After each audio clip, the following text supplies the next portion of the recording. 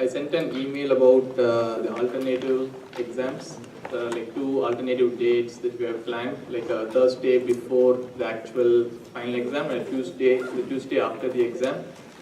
So if you have any work-related conflicts or like anything, something else or some other conflicts, you may like opt for the alternative exam. But please make sure that we expect like most of you to write it during the regular time, which is on Friday, October 20th from 5:30 to 7:30.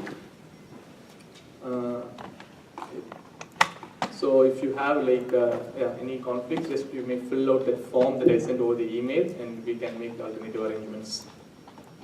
And I had like so I sent out the email about also another email about considering your midterm for either 25% or like the 20% thing. I've like some students like asked if we can decide it at the end. Okay, if we want to like choose either like a 25% grading for the exam, like after we know how we have done in the course. The only reason that we felt was like we thought like if you upfront decide if you want to like have like 25%, then you will be like pretty sure that you are taking that option, you are choosing that option of like weighing the exams more. But I feel, so what are your thoughts about it? Like from I hear like a few students over email and over like right here asking if the other would be good. So other, yeah. Well, it would be nice, like, we don't know what our schedule is going to be like, when those other projects are due, or how much time they're going to take until we actually get into them. And like we have to lock in one of our skips options now. So it'd be nice to be able to decide later. But, okay. And be able to skip two. yeah, like what if I needed to skip part A and part B of project 4? I couldn't do that. Okay. Okay, so then I think, okay, we really are like not very strict about this, so I think we can change the policy. We can just make sure that guys can take the exam, okay? You can take the exam and try completing as much projects as possible, in the sense like at least 8 or even like 10. And at the end, we may decide if you want to like the way that you want to grade the exams and the projects, in the sense. You need not like, the thing about you cannot change the grading scheme after taking the exam, you can just like relax that, okay? So we can decide at the end. So and the main reason is we just want to be like as flexible as possible with whatever your work schedule and your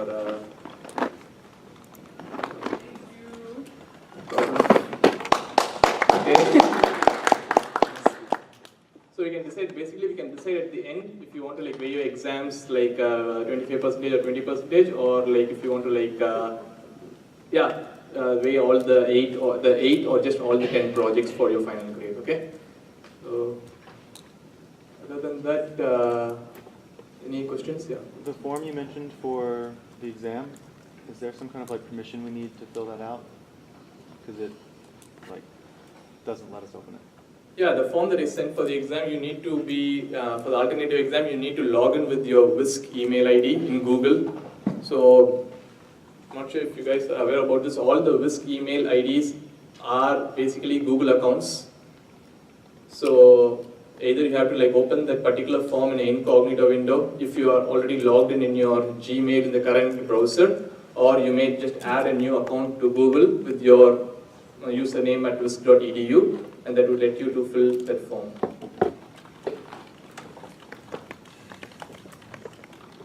Any other questions or concerns? Yeah. So at the end being like after we've taken the final exam? Or? Yeah. At the end being like right after, before we just like do the grading. For the midterm, I don't know if we ask midterm questions, like which sections is the midterm going to cover? Yeah, okay. So for the midterm exam, we are going to have like the whole of virtualization. So till whatever we covered till today.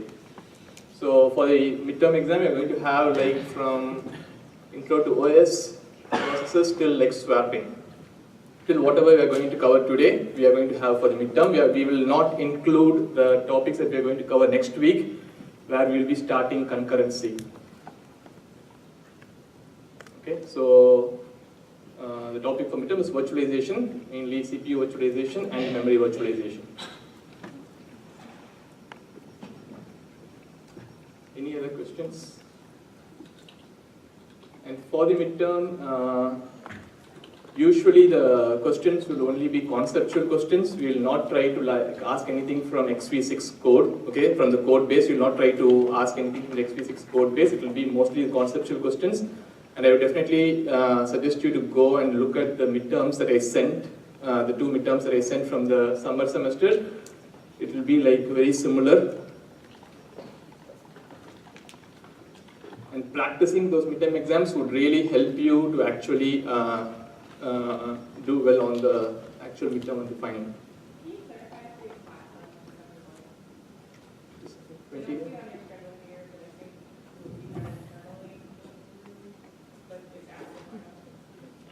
No. So we don't have class after the final. Okay? Final will be the last thing we will be meeting for.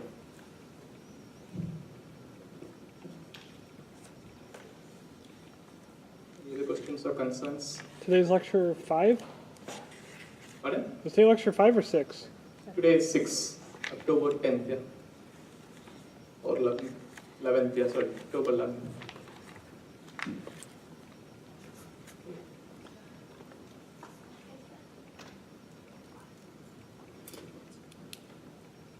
And the worksheet 6 due date is changed to is postponed till Friday because as one of the students pointed out, we did not go through multi-level page tables in a lot more detail, like for example using examples and stuff like that. And so we felt it was unfair from our perspective to ask a question on that. And, yeah, so we'll be going through that in today's class, like an example on that. A few students have already submitted the worksheet, that's fine, but if you haven't, you may just like scan. You may either submit it to Zoe tomorrow when he is here for the office hours, or you can scan and send it to Sydney directly. Okay? Pardon?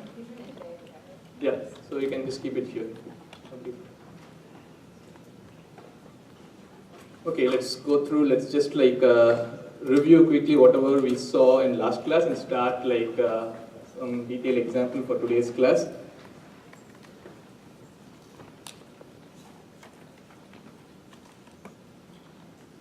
So last class we started with paging. Should we switch the input? So last class we started with paging. We just saw like how paging works with a simple linear array based page table. Okay, and we saw it has like 2 issues. One with the space that it uses and with the time. And the space issue, so first we solved the time issue. We solved the time issue. It was taking a lot of time because for each memory reference we had to do 2 memory references in the physical memory, one for the page table entry and other for the actual physical address. Okay, since it was like too time consuming, the solution was to introduce something like an address translation cache within the hardware, and it was called the TLB, or translation look aside buffer. Okay, and we saw how this helped reduce the cost by directly providing the hardware the physical frame number of a particular virtual page number, and so that the hardware can directly perform the address translation and just go and fetch the required physical address in the physical memory. And the space problem was actually tackled using, we saw like multiple solutions to this. One of the solutions was using larger pages. The problem with that was internal fragmentation again. The second solution that we saw was that used segmentation and paging as a combined technique. And we also saw some issues with that. For example, the heap, if that is a sparsely allocated heap, which has like a lot of free space in the middle and like allocated pages at the end of the heap, the heap would unnecessarily waste space for the page table for the heap, because the page table for a particular segment is going to be linear again. And so the final solution as of now that we saw was the multi-level page tables.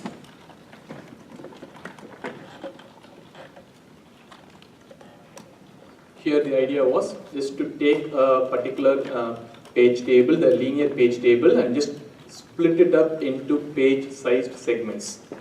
So by splitting up into page-sized segments, what we are basically doing is we are actually paging the page table. Okay? We are actually paging the page table, and we saw like the example that we were seeing for multi-level page tables was using a virtual address space. Okay, assume the virtual address space was 1 KB in the example that we are seeing. Let's assume the physical address space to be 4 KB. Okay, and the page size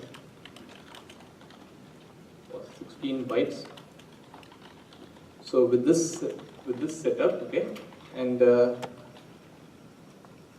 maybe let's even assume, like I think we also assumed size of a page table entry was equal to 2 bytes, I think.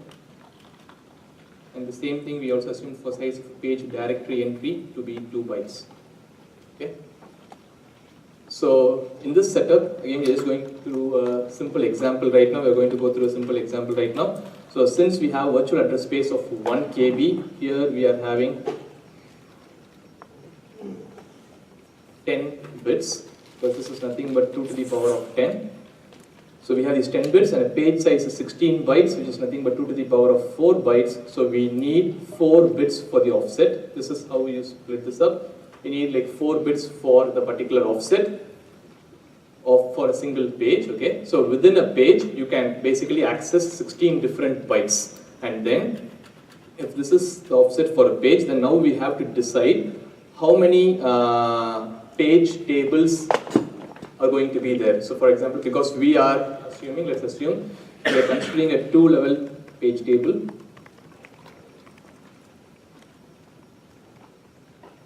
In a 2-level page table, we are going to have a page directory and then page tables, and then the offset within the pages. So let's now just think about a page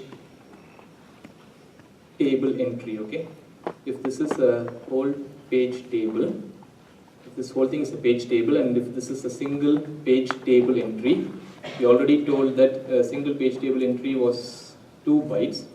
One page table entry is 2 bytes. So in a page of size 16 bytes, okay, in a page of size 16 bytes, we can have, similarly, we can have 8 page table entries, right? We can have like 8 page table entries, 0 till 7. So the single page, one page here contains 8 page table entries. So if a single page can contain 8 page table entries, then the question here is, how many pages do we need to store the entire page table? Okay, so the number of pages, total number of pages that we need to store this entire page table is, first we need to find out how many page table entries are there in total. Okay, in total the offset is here, and the whole thing, which is the virtual page number. Okay, the other thing usually is the virtual page number, right? So using this virtual page number, VPN, now we can actually calculate. We have like 6 bits for the VPN, so there are going to be the number of page table entries is going to be 2 to the power of 6, is 64. Okay, if there are 64 page table entries, and if one single page can contain 8 page table entries, then we need 64 number of pages for storing the page table. number of pages that we need for storing the page table equals 64 is the total number of PTEs that we have. By single page stores 8 PTEs. So you need like 8 pages. Okay. Or in other words, we can also say that the whole linear page table now has been split up into 8 parts. Okay, we have 8 parts of the same linear page table. We can split that linear page table into 8 parts. One part we can just have it or place it inside a single page. So does this make sense? With this, we are going to proceed to see like, okay, if we split this into 8 parts, if we split the page table into 8 parts, let's assume this again.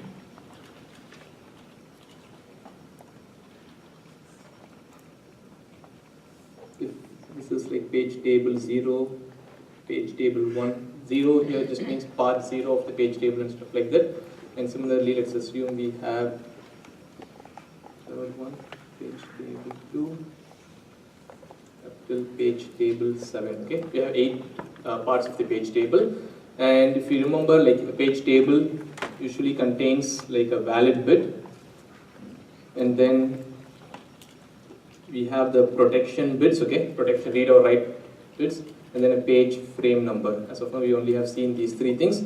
So if this is the part of this page table, then the 0th index, okay, is going to contain, let's assume, read and execute, and the BFN is, these are like just made up examples, okay, 0, 1, 2. Actually, this will contain like 3 up till 7. So each page table is going to contain 7 page table entries, right? So here we have the details. Let's assume the first 4 pages are valid as of now.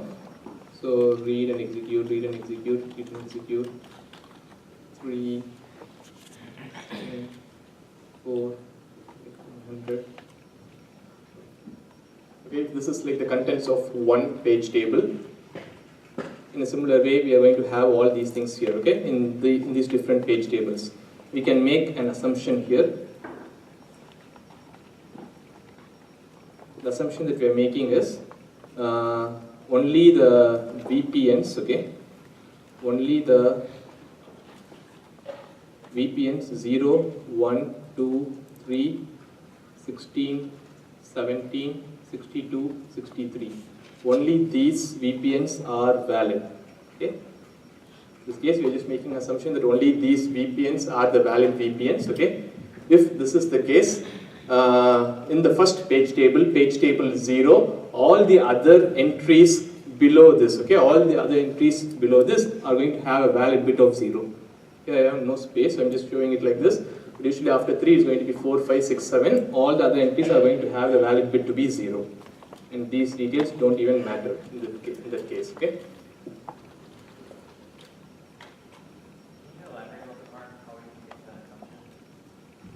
To which assumption?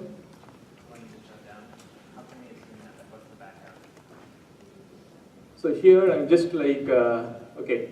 So here the assumption is, I'm just thinking the first 4 virtual pages, 0 to 3 contain the code. Then there is some space in between the code and the heap. And then the virtual page 16 and 17 contain the heap. And the last virtual pages, which is 62 and 63, contain the last 2 virtual pages contain the stack. Yeah, we just made this up, okay? In this example, we have just made this up. In the worksheet that you have, it will be more like, you can't really make this up. You have to go and check the page table to see if that particular page table entry is valid or not, and then make this particular decision. Does it make sense? So now we have just made this up, okay? We have just made like, okay, we have just assumed that, okay, these are the valid pages, but we'll also see like what to do if these assumptions are not given, okay? Okay, so under these assumptions, we can like few more assumptions. Let's assume that this particular page table is placed in the page frame number like 201. This is placed in a page frame number 202, 203 up till 208. Let's just assume this. And one more important thing to note here is, if this has 0 to 7, this is going to contain like 8 till 15, then this is going to contain 16 till 23, and the last page table is going to contain the VPNs from 56 to 63. Okay? We also know that 62 and 63 are valid, so they are going to have the valid bit set to be 1, read and write, because we assume this is a stack page, then they may have some VPNs, sorry, some PFNs. They may have some PFNs like 20 and 10. Okay, this is the valid bit again. This is the valid bit, this is the protection bits, and this is the PFN. And since we also know that 16 and 17 is also valid, 16 and 17 is going to be here. Valid, protection, and PFN. 16 and 17 are going to have like valid bits set to 1. All others valid bits will be 0. And here read and write, and we can assume some things like 30 and 40. Okay, so under this particular assumption, this particular will we have page table 1 allocated or not? Will some space be allocated for page table 1, PT1 in the physical memory or not? No. Under this assumption, since there are no valid like pages in that particular page table, this is not even going to be allocated. Okay, this is not allocated in physical memory, and even all these pages that we have, page tables that we have in the middle, are not going to be allocated. So for this example, only 3 parts of the 8-part page table is actually going to be allocated. Only 3 out of the 8 parts of the page table is actually allocated, because that is where we have like valid VPNs. Okay, does this make sense? This is the important thing about how memory space is reduced for page tables when we go to a multi-level page table. Because these spaces we wouldn't be able to actually like just ignore if we are using a simple linear page table. Because even though if a particular virtual page is valid or not, you will be just allocating some space for it. Okay, in this case, we are just avoiding all these extra spaces. But the extra machinery that we needed here was the page directory entry.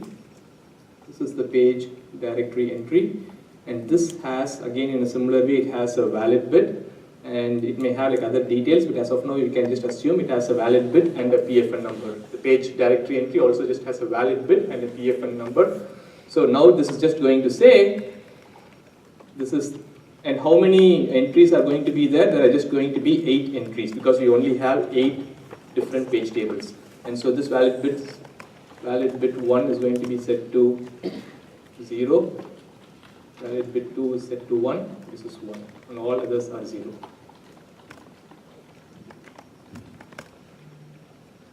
Okay, here we are just saying, okay, now the first entry in this page directory entry is going to have a PFN of 201, because this is pointing to this page table. Okay, internally, this is what it means. This may contain or may not contain any value, but it doesn't even matter. This is going to have 203. The last thing is going to have 208. Is pointing to this particular page table. And to store the starting address of this particular thing, we need the page directory base register. Before we had, in a simple linear page table, we had the page table base register. Now we have a page directory base register, and this is going to contain, let's say, the PFN of where this particular page directory entry is. So for example, let's assume this page directory entry will also be in memory, right? Let's assume if it is in PFN 200, this is going to contain the value of like 200. Okay, this is the setup that we have here. Any questions about this setup? And one more thing that we're not showing here is like, okay, these page tables actually point to the real pages in the sense, for example, if you go to if you find this page table entry and if you go and find PFN3, you will get an actual physical page. Okay, this points to, these things will point to the actual pages. So, how many pages does this process use? So let's assume for this process to execute in memory, how many pages does this process need in total? Let's assume in total, including the metadata that we need to run this process.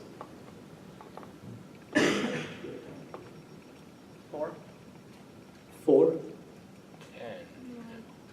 17. I'm gonna go with your 17. I like your 17. Like, can you explain? So it's one page for each of the pages allocated to the virtual address space, 8 pages of page tables, and 1 page of page directory. Yeah, but I thought like, so let's assume like we have like 4, 5, 6, 7, 8. We have like 8 valid pages here, okay? So there are 8 valid pages, so we need 8 pages for these things, right? 8 pages for each of this page, valid page. And then we know like 3 parts of this page table is valid. So we need 8 plus 3, 11. Don't we need them for the invalid pages too, or just No. only No. the valid pages? Okay. So that's the important thing here. We don't count the invalid pages because that is not even actually allocating any memory in the RAM or in the physical memory. Okay, we don't allocate any space for it. So actually, even we have like, let's count this. Okay, we have like total pages that this process is using is 4, 5, 6, 7, 8, 8 plus 3 for the page tables and plus 1 for this page directory. Okay, page directory is also stored in a page. So the total is 12. 12 pages is what is actually used for this process to actually run. Wait, can we annotate those really quickly? Pardon? Can we annotate those in the notes?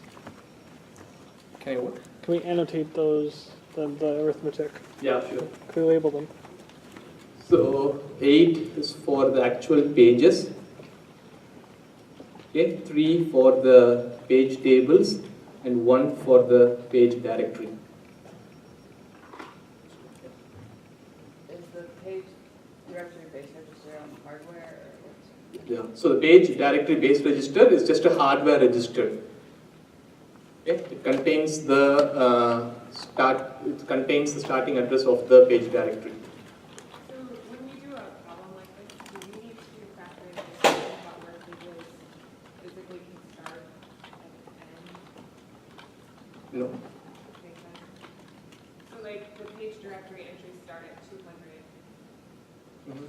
It's not, I guess I'm not doing that in my head momentarily, but do we know, for example, that all of those are contained within one page? So this whole thing, so for example, I'm not sure if I understand the question correctly, but for example, if you're asking like the whole page directory entry, the whole page directory entry should be within a single page. So can you explain the question again? Okay. The non-valid pages, that's memory we can't use. Can you be louder? The non-valid pages, that's memory that we can't use. Is that essentially like lost or used up by something else, or? You can use them, but it wasn't validated. Yeah, so the non-valid pages, it is not like the memory that we can't use. It's like currently this process has so many pages, like 64 pages that it can use, but at this point in time it is only using 8 pages. So the program is only that big.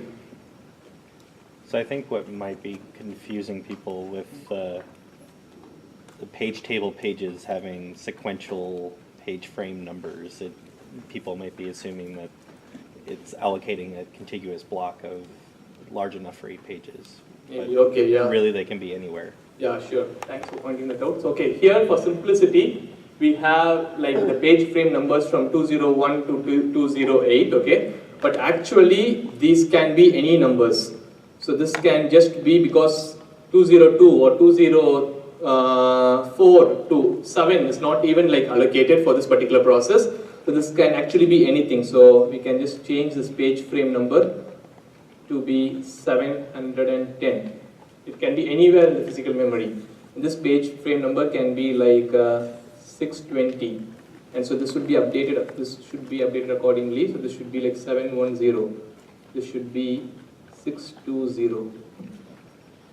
And then the page directory base register, that's an address, right? It's just a coincidence that it's also 200. Like, does it point to a page directory or yeah? Is it an address or is it a page frame number? So usually it's an address. Okay. So usually, technically it's an address. But for example, in the worksheet that we gave, we just gave you the page frame number. We just told the page directory is just directly present there. So we can assume from the start of the page frame, the page directory is present. Also, it's kind of confusing that the unallocated page tables still have physical frame numbers, so that's not how it would be in real life, right? They wouldn't be assigned yet. Yeah, so they wouldn't be assigned yet. So here again, okay, that's like one more confusion. When I started writing this, I wrote like a page frame number 202, if you're talking about this, right? This will not even be there in the sense, there will be some page frame number called 202, which will be occupied by some other process, or it may be just free, okay? But for this particular process, it only needs 3 pages for storing its page tables and 1 page for storing its page directory. That's all it needs for this particular process. So clarify.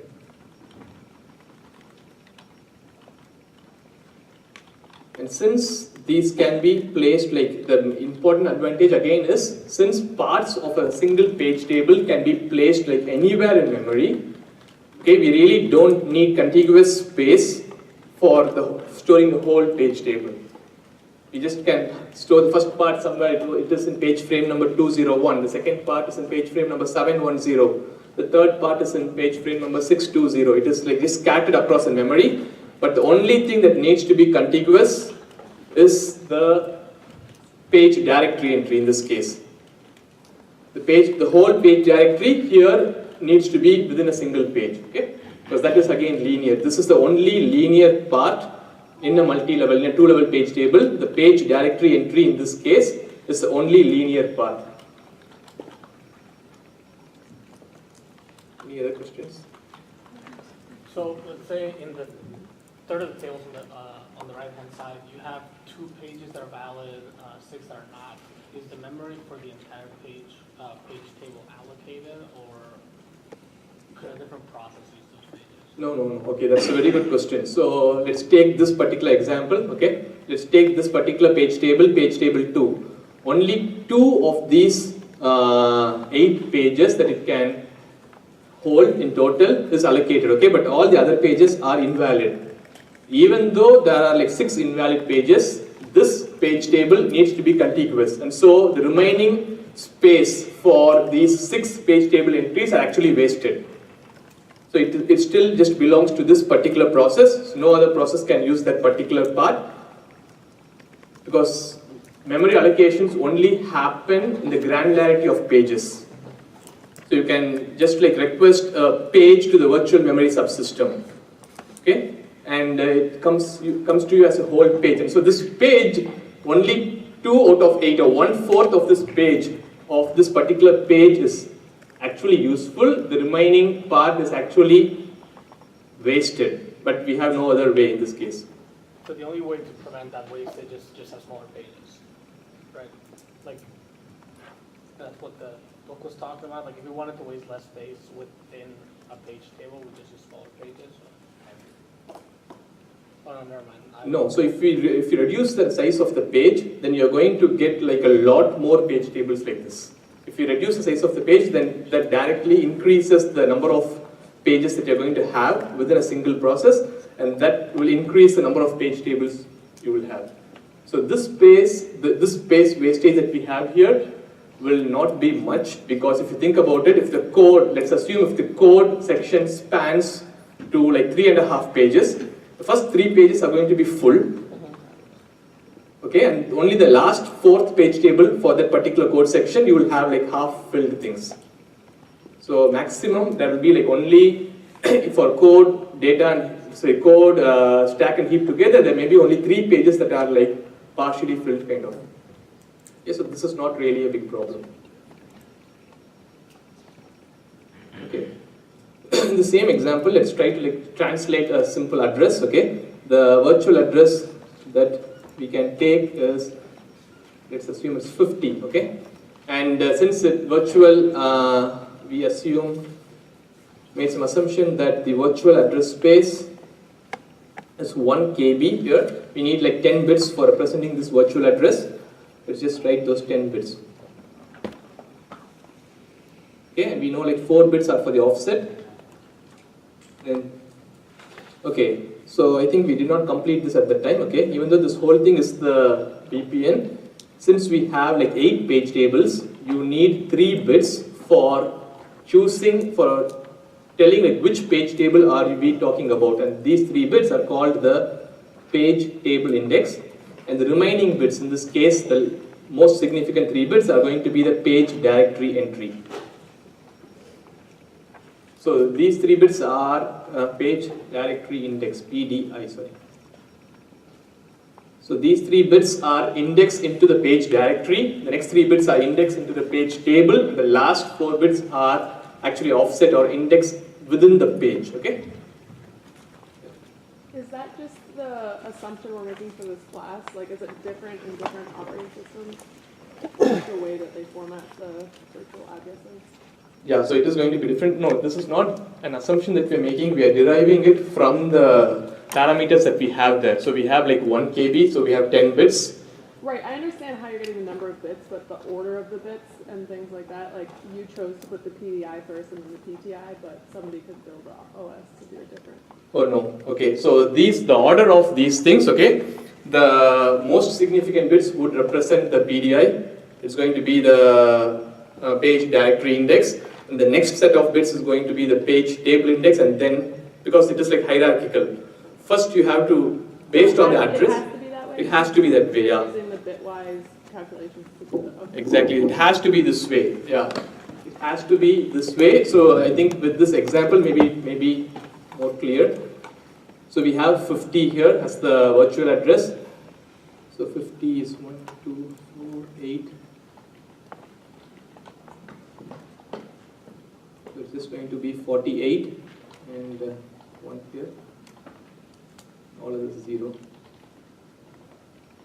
So I just took like 32 plus 16, 48, and then this 2 here, so 50.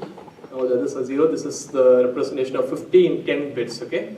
And so now this just means, as we just already had, this is the page directory index, this is the page table index, and this is the offset, okay?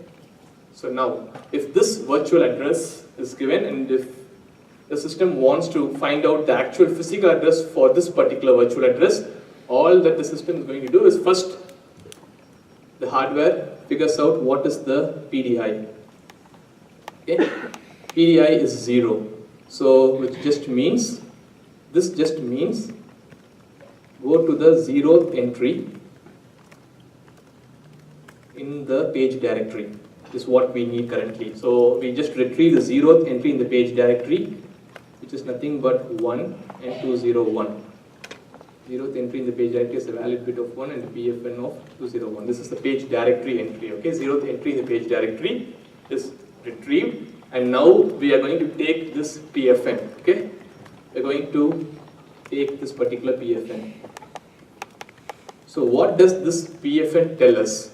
This PFN just tells us, okay, where is this page table, or where is the page table that this page directory entry is pointing to, okay? And so you take this particular PFN, and let's assume now when we took this, okay, you would have got this, okay? You have this particular page table with you, okay? If you have this particular page table, the next thing that we are going to do is, it has this page table as 8 entries, okay? It has like 8 virtual pages, or like it has 8 page table entries. Which page table entry are we talking about here, okay? So that is the next thing. So the next thing is, you go and calculate the page table index. So this comes out to be 0, 1, 1. Just by itself, it is just 3, right? It's 3. So we are talking about the third page table entry in page table 0, which is at PFN 201. This is what this means. We're talking about the third page table entry, which is at PFN 201. I mean, the page table is at PFN 201. So this is what we're talking about, okay? So if this is the particular page table entry that we are interested in, okay, this is the page table entry that we are interested in. Now that page table entry would be retrieved, okay? I'm just writing it down here. You retrieve the page table entry, it contains a valid bit, it contains a read and execute permissions, then it contains something like 100. Okay, so this is 100 is nothing but the PFN of the actual page that we are interested in. So now once you get this, you retrieve this, okay? You retrieve this particular PFN.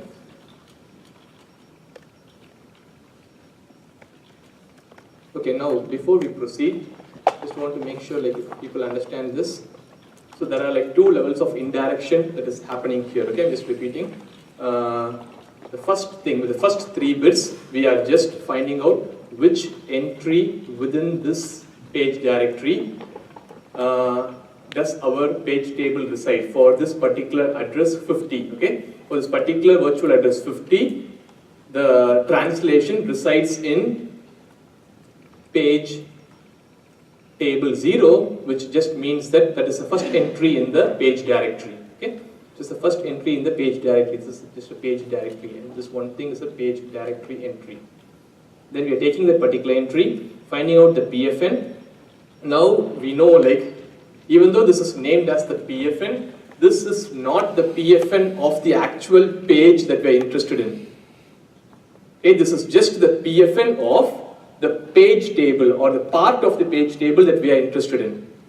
So this just says like, okay, the page table that we are trying to look, which is page table 0, is at PFN 201. So now then we go to this particular location where 201, let's assume, is the start of this particular page table, and then we know the offset within that page table, which is nothing but 3.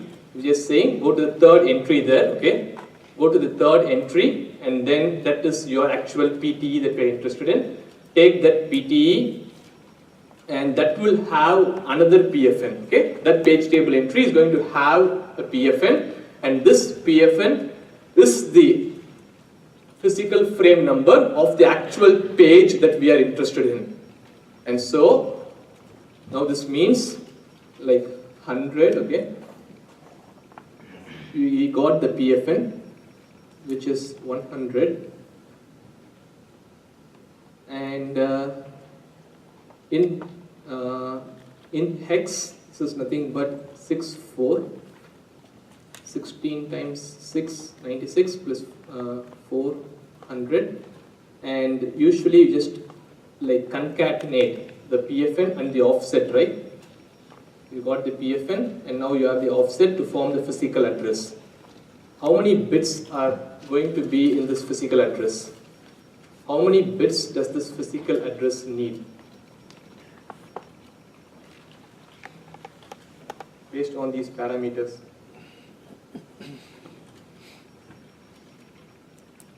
The virtual address has 10 bits. The physical address has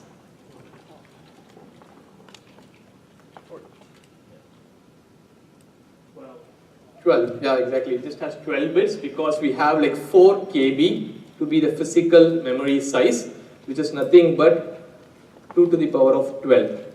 So we need like 12 bits for representing the physical address. And so if we need 12 bits, just think about this, okay? This has like 4 bits because this is an hex, and this has like 4 bits. Already you have 8 bits, and offset is just the last set of bits that you are trying to append to this physical address. So offset is just going to be another 4 bits, which says like within this physical page that we have, which position or which byte, which specific byte are we talking about, which you just directly get it from this particular virtual address. In the virtual address, you have the offset as 0010, which is nothing but 2. You just take this offset as it is. So that was just 2, right? In hexadecimal, you can just write it as 002 and just leaving these 2 zeros because we are going to append this with 6 and 4, which is 100. And so this is 002. And now when you append these two things, your physical address is just going to be 0x642. So in this particular scheme, the virtual address 50 in decimal was mapping to this mapping to the physical address 0x642.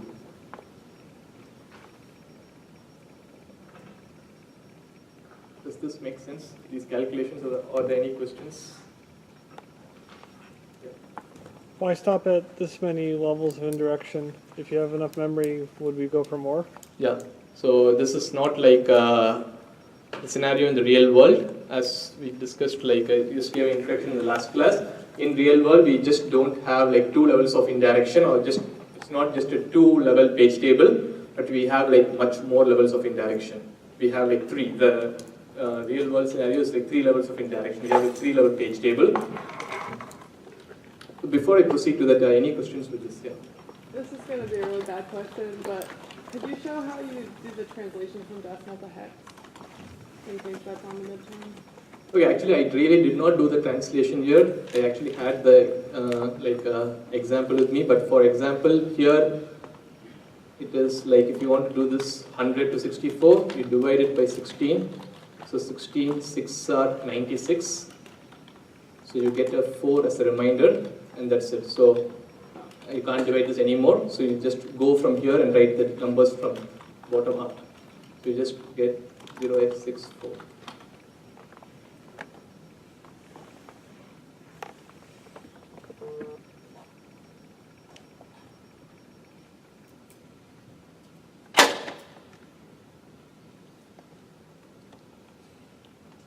So I will try to maybe show like a similar problem, okay, like we are doing for the worksheet, okay.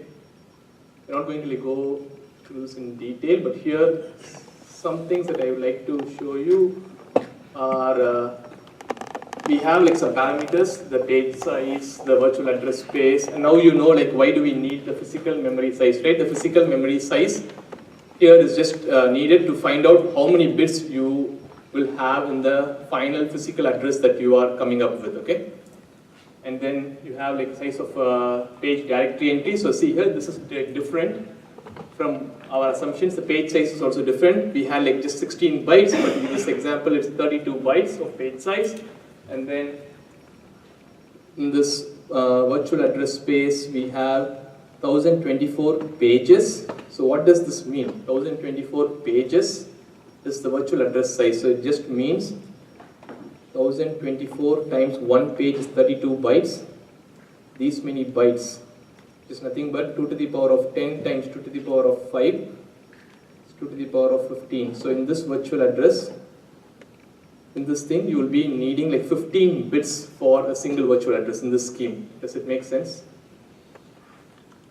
So size is represented in pages. It says like a virtual address space for a single process is 1024 pages. So it's like 1024 times 1 page contains 32 bytes. Just multiplying it by 32. And so I'm getting 2 to the power of 10 for 1024. And for 32, I'm getting 2 to the power of 5. So it is 2 to the power of 15 bytes. So if we have a virtual address space of 2 to the power of 15 bytes, then we need 15 bits for the virtual address. Okay? In a similar way, the physical address here is just 128 pages, which is nothing but 128 times 32, which is 2 to the power of 7 times 2 to the power of 5, which is 2 to the power of 12 bytes. We need like 12 bits for the physical address. So in this scheme, it is completely okay to have like less number of bits for the physical address than the virtual address. It really does not matter. Okay. So this also tells us that the physical memory can be less than the virtual address space. A single process in a 32-bit machine can have like 32 bits for the virtual address, or it has like 4 GB of virtual address space, but the physical memory in that machine can just be like 1 GB. It is possible. Okay? And size of the page directory entries here are just like 1 bytes everything.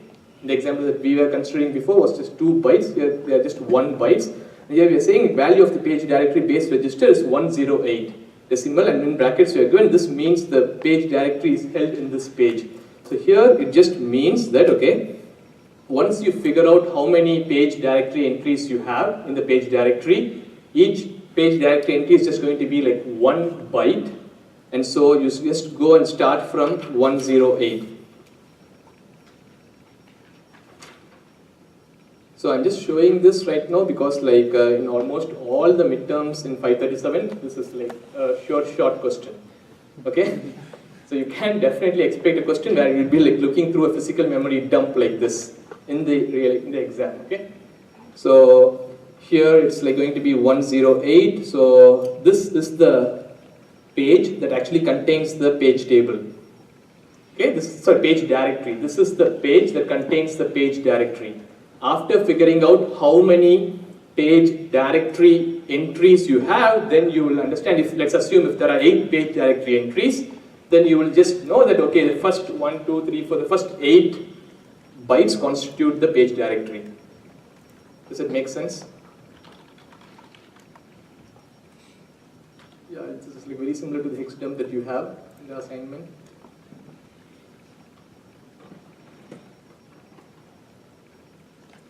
And yeah, so I think yeah, this is from this you can just do whatever we just with this example, but there will be some places where you have to figure out. So for example, once you find out, okay, this is the page directory. So in our example, if you want to go to the 0th entry in the page directory, let's assume we are interested in 0th entry in the page directory. In this thing, you will just go and take this particular entry, 83. Okay? And then let's assume using that 83, now you will know that 83 is nothing but the actual, so these are the contents in the physical memory, okay? So these are the contents in the physical memory. And we told that the page directory entry is just 1 byte. So all these things are just 1 byte. 83 is in hexadecimal. So 8 has 4 bits and 3 has 4 bits. With that, first you have to figure out if that particular page table or if that particular page directory entry is valid or not. Does it make sense? Only if it is valid, then you will proceed. If it is not valid, if a page directory entry is not valid, then it directly means that there is no page table for that particular entry. So which means that that virtual address is an invalid address. You can directly stop there. Okay? I'm not sure if you want, like we can go through this, but I think like I have like other things to cover. So what I'm going to do is like if you guys are interested in going through this, maybe we can do this like after the class in my office hours. I'm like free. We can walk through this example completely if you're interested. Okay? Because I had this whole thing just for the first hour of today's class. We are going to move on to swapping. Only then I will be able to complete virtualization. Else, if we even have like time at the end of before 8:30, we can again try looking at this. Okay. But with whatever example that we saw, I am sure like you should be able to figure this out. This should be like easy enough. Okay. I think now we can take a break. We can take a 10 minutes break. It's like 6:26. We'll be back by 6:36. And once you are back, you're going to start swapping.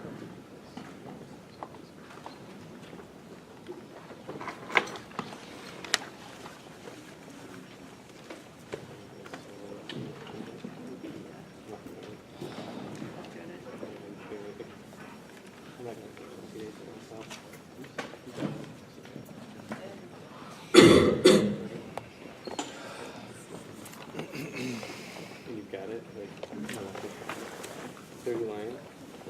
30? including the system call. Oh, what? A question? Schedule it, implement in 30 lines. Then it's not correct. Is that a TA? Well, if you include, I guess, Not your- including the the, increasing tokens and like priority boosting. Yeah. So it's not already boosting and all that, right? no, including that. Like everything except the system call is like 30. Oh, then he's causing side effects with his code intentionally. Yeah, there's two of us on inpatient predictive. Yeah. Nick Bruce is the other guy. I think I met him. Yeah, he made the model. So. Yeah, I met him though. Okay, I wrote all his SQL code. I think let's continue. Oh no, I didn't write all his SQL code. I wrote SQL code for all the other models. So last few bits of information here about the page tables. So the reason, okay, let's just understand the reason why do we need like more levels of page tables. So in this example, we just had like 1 KB of virtual address space. But if we have something like the virtual address space was, let's say 8 KB. Okay, the virtual address space was 8 KB, then we need 2 to the power of 13 bytes. To the power of 13 bytes, so we need like 13 bits. Okay, so in that case, it means 2, 3, 4, 5, 6, 7, 8, 9, 12, 13. And whenever we have like the number of bits in a virtual address, these are the number of bits in a virtual address. Okay, virtual address contains these many bits in this particular system. The way we actually split these into the offset, the page table index and the page directory index actually starts from the right. In the sense, first you start with the offset. If we are still assuming that the page size is still, let's assume the page size is still 16 bytes. Okay. If this assumption still holds, then you start from here. These 4 bits now constitute the offset. And since we already know that the 1 page table entry and 1 page directory entry, all these were just 2 bytes in our assumption, in our example that we were seeing till now, we know that we need like 3 bits for the page table index because we had like 8 page tables. This leaves us with like 6 bits, okay? This leaves us with 6 bits for the page directory, which means a single page directory under these assumptions will contain 64 different entries. Take 2 to the power of 6 entries. So if we are using a 2-level page table with 8 KB virtual address space, then the page directory is going to be like a huge thing. So because we have 6 bits here, this whole thing is going to be the page directory index, right? So the page directory index has like 2 to the power of has like 6, so 2 to the power of 6.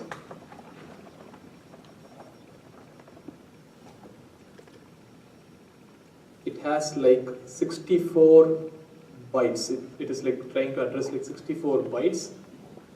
And so this is going to be like a huge thing in the sense because the page directory is contiguous, right? That's the whole idea here. Since the page directory is contiguous, so how many page directory entries are going to be there? So under these assumptions, number of page directory entries in the page directory is going to be 64 bytes divided by 2 bytes for each page directory. You have like 32 page directory entries. You have 32 page directory entries, okay? And these 32 page directory entries are going to occupy how many pages? In a single page, you can only store 8 page directory entries. Is that right? Because a page was of size 16 bytes, you can only store 8 page directory entries. For 32 page directory entries, you need like 4 pages now. Is that right? Am I making any mistakes or does it seem okay? So you need, for storing these 32 page directory entries, we need 4 pages now. Okay, and because of this, what usually happens is if we are storing this as a single linear array, again, because page directory usually is a single linear array, right? If you store this, you need like 4 contiguous pages just to store the page directory. And usually, again, we are coming back to the same problem. We wanted to avoid a single linear page table. Now our page directory becomes a single linear page directory. So now we are going to split the page directory itself into multiple pages. Now,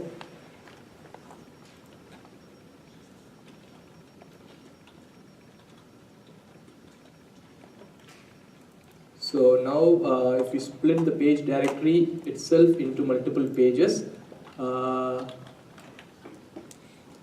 very sure if I'm doing this right or wrong.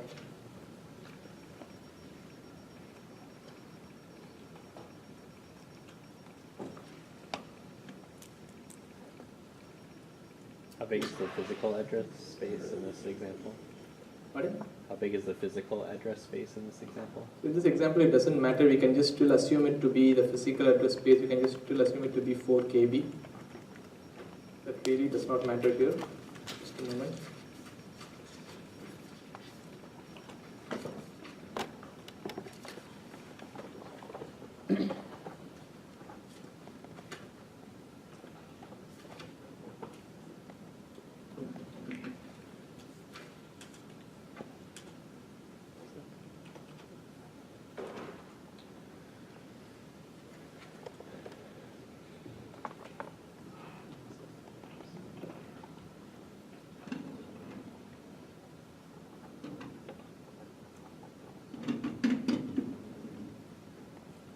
Should the 64 divided by 2 be 64 times 2? Because you care about how much space it's taking to store those 64 PDEs?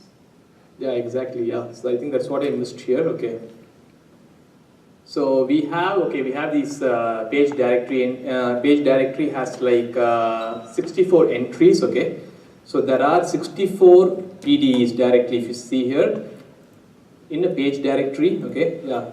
Thanks for pointing that out. So in this page directory, we have like 0 up till 63. Because if you see here, okay, we have like 6 bits, and in this page directory, we have like 64 different entries. Okay, we just say there are 64 different entries, and each entry is taking 2 bytes. Does it make sense? Each entry of the page directory is taking like 2 bytes. And so what, this is like wrong.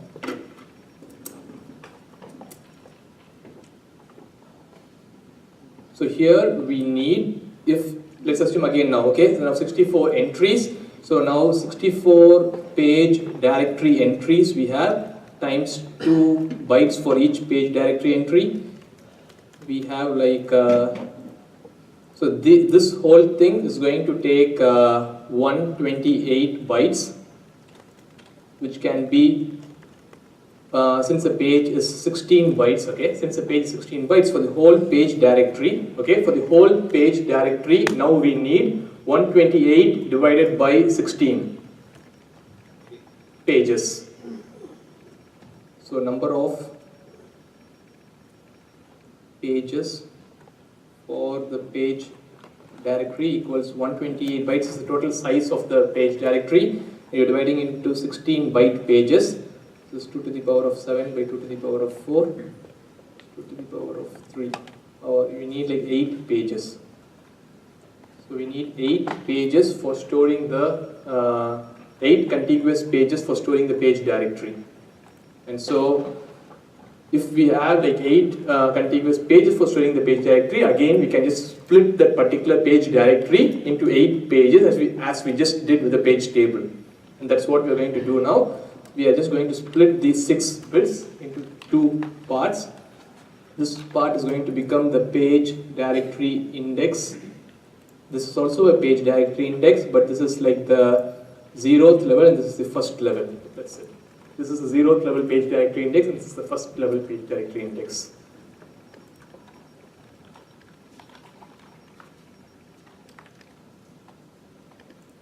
And so after doing this is how, I'm just not going to draw this right now. After doing this is how your page the actual 3-level page table will look like. The page directory base register is going to point to the page directory 0, which just has 8 entries, okay? And then this is going to point to the page directory 0, is going to point to 8 different page directories, okay? And each page directory is going to point to 8 different page tables, and each page table is going to point to 8 different physical pages. Okay?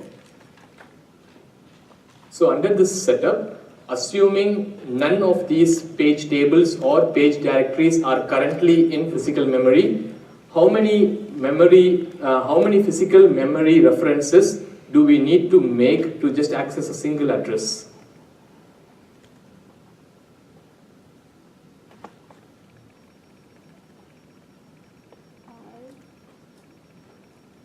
Pardon? Is it 5? 5? Or no, 4? 4, yeah. So it's going to be 4, because if none of these things are in the physical memory, then just let's assume if we are interested in accessing like page 0, okay? In order to access page 0, you need to know its page table, you need to access its page table, its page directory, and this top level page directory also. So and all these are in different pages, right? So you need to access 1, 2, 3, and 4 pages.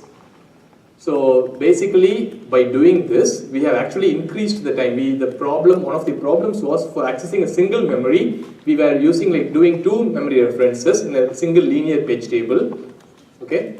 But now in this particular setup, the problem is even amplified, right? We need to access 4 different pages to access a single address. And can you think of how, but if this is what is used in the real world, how is this cost minimized?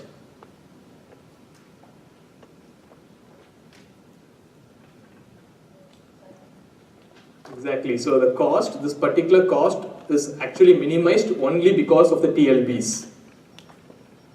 By that we mean the actual translation that is present in the page table, okay, will be cached in the TLB.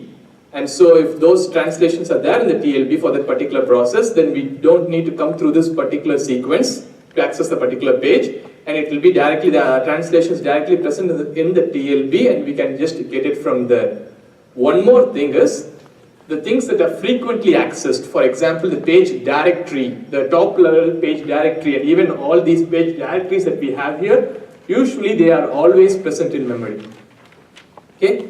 Usually they will be just present in memory. You need not the sense.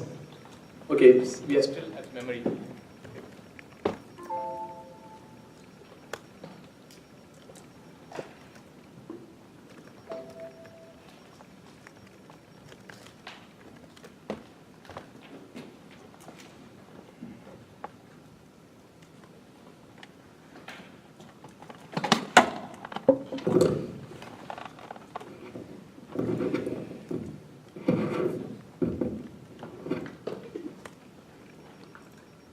So I was assuming we already spoke about the disks, but okay, as of now we are just considering everything to be in the physical memory.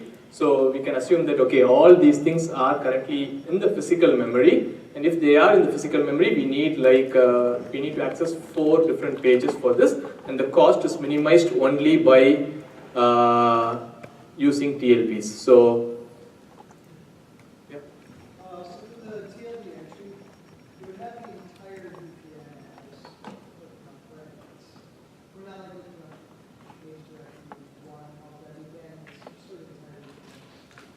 so the TLB is directly going to just contain the translation. So for example, what is the VPN number, what is the PFN number for that particular page? So we skip past all levels. Exactly, we just skip past all these levels if we have the entry in the TLB.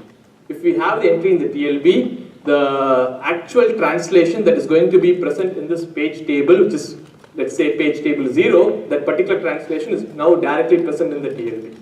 You just directly use that.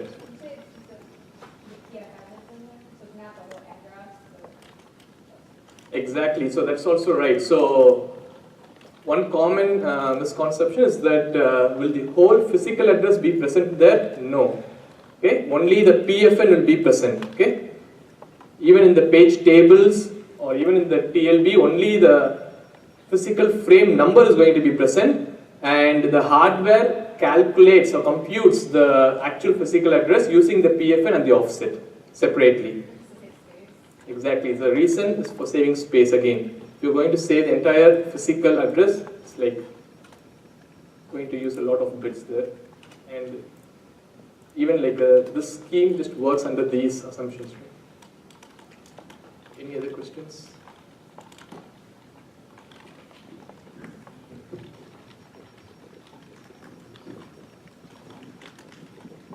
Okay. So the last type of page table that we're going to look is called the inverted page table.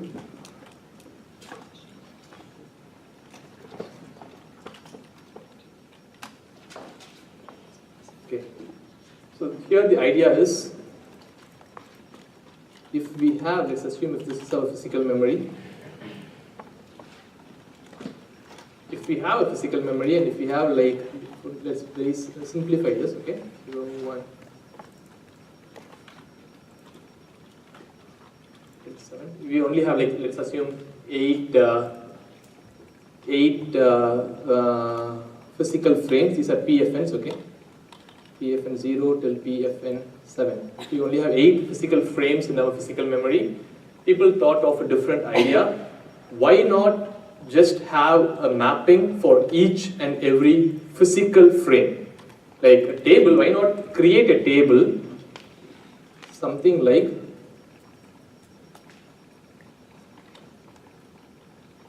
this, where we have, let's say, this table is indexed using the physical frame number 0, 1, 2, 3, 4, 5, 6, 7.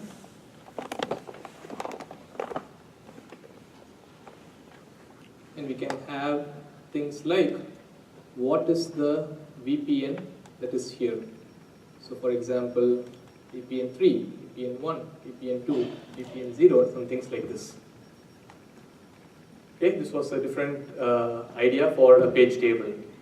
Can you think about like what may be the problems with this particular idea? And it will also have like a valid bit, okay? Let's assume it will also have a valid bit. Is this page valid or not? Permissions and stuff like that, all these things will be present. But now the entire page table is actually indexed using the physical frame number and not the virtual page number. So here it just says, physical frame number 0 contains the virtual page with VPN 3. Physical frame 1 contains the virtual page with VPN 1 and stuff like this. VPN, we should not use the same numbers here. Make this 4, okay? So VPN 4 is here. Then at 3 we have VPN 0. Do you see any problems with this type of table?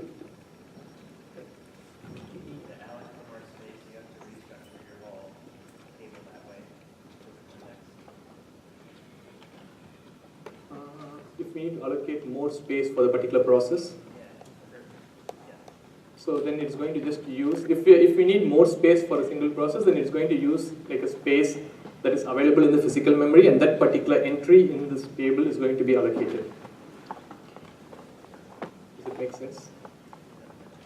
So let's assume if this process needs more memory, and if we are going to use the physical frame number 4, okay, then a mapping for the physical frame number 4 and the virtual page number, let's say 5, is going to be made in this table.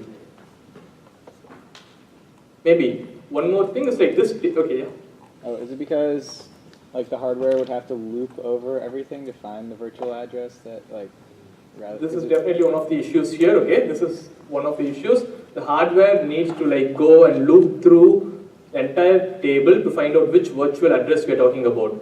And one more thing I didn't mention till now is like this particular table is not a per process table.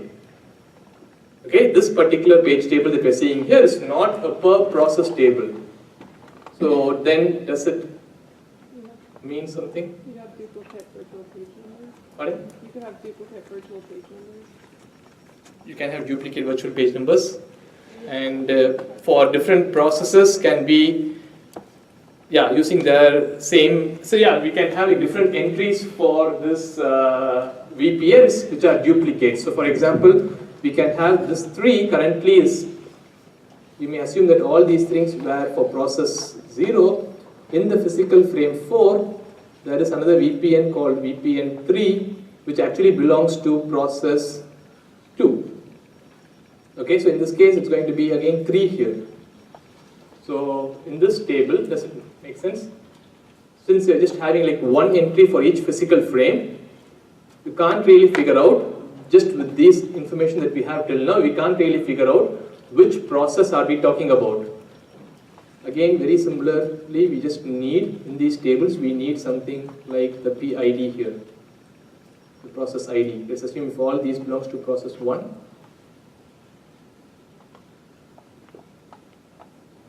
And if these pages at 4 and 5, VPN and VPN2 belong to process 2, then this is going to be 3 and 2 here, and this is going to be 1, 1, 1, 1, 2, 2. This is how this table is going to be organized. It just means the first 4 physical frames in the physical memory are being used by process 1 for process 1, and the next 2 physical frames are being used by process 2. And the VPNs and the virtual page numbers that are there are these. But again, as you pointed out, the problem is if you want to go and do a particular translation to find out a particular page table entry here in this simple page table, we have just like 8 page table entries, right? But again, think about how many page table entries. So if we have like, let's say,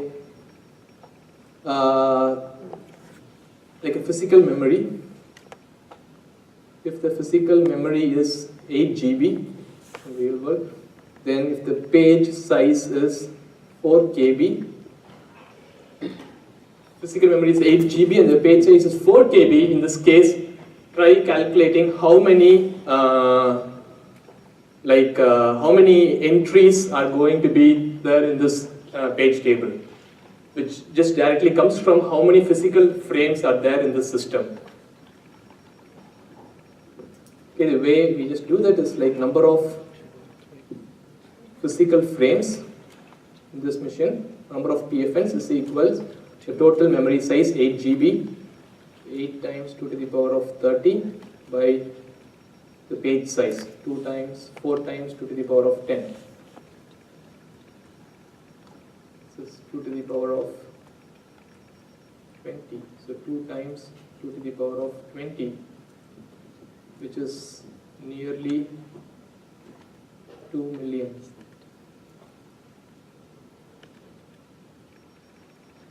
So there are going to be like nearly 2 million physical frames, okay, physical frames in this particular machine. And so this table is going to have nearly 2 million entries. If the table has like 2 million entries and if it is linear, then again think about the problems of searching a particular virtual page. When you want to go and search a particular virtual page, you need to go through the entire page table and find that particular thing. And to like reduce this problem, what can we do? Can we speed up the search? Exactly. So the idea here was like people created like hash tables, okay? Used hash tables to fasten the search. That's how we have like, this is like another form of page tables currently being used. But this is not the same, we just don't have this linear thing. We have like some hash table implementations on top of this to speed up the search, and so that really works. Okay? Yeah. What's the advantage of this as opposed to a normal page table? So I can't think why you would want this ever. So yeah, okay. The question was like, what is the advantage of this? The idea here is like, since page tables are just like data structures that people create in operating systems, it's just like, it is like, I think comes the preference. For example, here it's just like you need not access like multiple levels. Just have a single data structure and just index the data structure, just search through the data structure and find it out. But again, this is just an example where we show like page tables are just data structures in an operating system. So the developers may choose what they want, but again, I really have no idea like why would have someone come up with this if we already had multi-level page table. I think maybe people were working on these two things like simultaneously and stuff.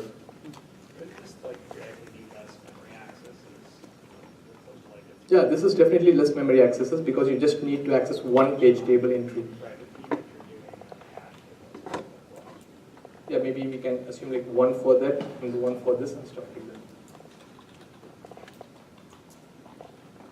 that. Okay. Any other questions? Okay. So with this, now we are moving on to the next topic for the day. We're going to talk about swapping.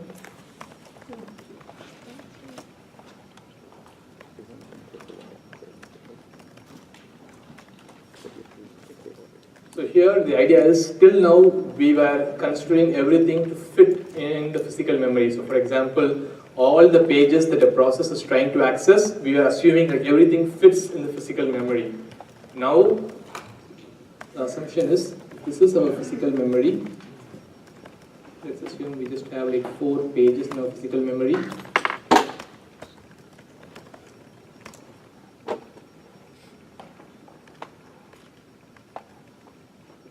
Let's assume currently we have something like, okay, first I'll just try to explain the idea here. So if this is our RAM, the physical memory,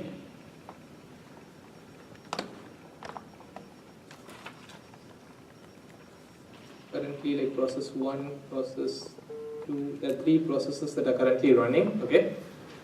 And if let's assume the process 1 has currently 2 pages, process 2 has 2 pages, and process 3 also has 2 pages in the RAM. And if this is the disk, currently process 1 is only actively using this page, process 2 is currently only actively using this particular page, and let's assume process 3 is only using this page. By actively using, what I mean is, even though process 1, 2 and 3 have 3 pages in the physical memory, it is not required that the process is going to need both the pages to actually execute, okay? It may, at a point in time, it may just need one of those 2 pages, okay? In that case, if a new process P4 is trying to run, okay, currently if the memory is full, then what is going to happen is the page that this process is not using, let's assume this particular page, okay, P1 will be removed to the disk, will be moved to the disk. So maybe let's name it like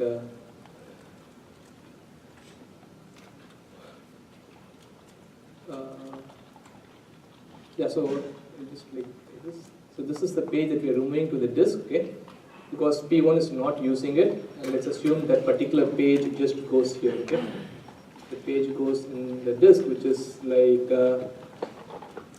0, 1. So this is process 1's VPN 1, okay? So this is process 1, it's VPN 1, okay? It's just moved here. And now this space becomes free in the RAM. And then now process 4's some page, let's assume this is process 4's VPN 2, okay? Now this can be placed here. So does this make sense? Here we are just swapping a page. Since we don't have enough physical memory to run process 4, we are swapping a page of P1 to the disk, and then we have like a free physical frame there. Now second frame there is free, and then we are just using that frame to actually place the VPN 2 or the second virtual page of process 4 so that process 4 can start executing. So after this, now this page is going to be occupied by process 4, and it is going to have its VPN number 2 here in this frame, okay? But where does this process 1's VPN 1, that particular page, go on the disk? It goes to a very specific location called the swap space. This whole thing, the specific location on this disk is called a swap space. Okay, so swap space is the location where we can swap things or pages, okay, we can swap pages from the physical memory to the disk. And so the operating system communicates with this part of the disk in terms of page size. So it can just read or write pages from the swap space. So the assumption that we are making here is like we have physical memory of 4 pages. You can assume that we have a swap space. So assume it to be like 8 pages. These are our assumptions. And since the swap space, okay, this on the disk, we don't name it as like page numbers here. We have it as like block numbers, because on the disk everything is like in terms of blocks. We'll go in detail later, but as of now we can assume that all these are just blocks on the disk, but the size of a single block is equal to the size of a single page in this case, okay? These are the page numbers, okay? Physical memory is in frames, right? So this is like 0, 1, 2, and 3. These are the PFS.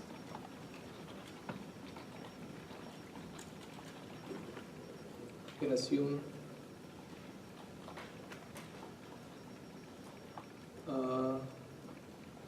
so process 1's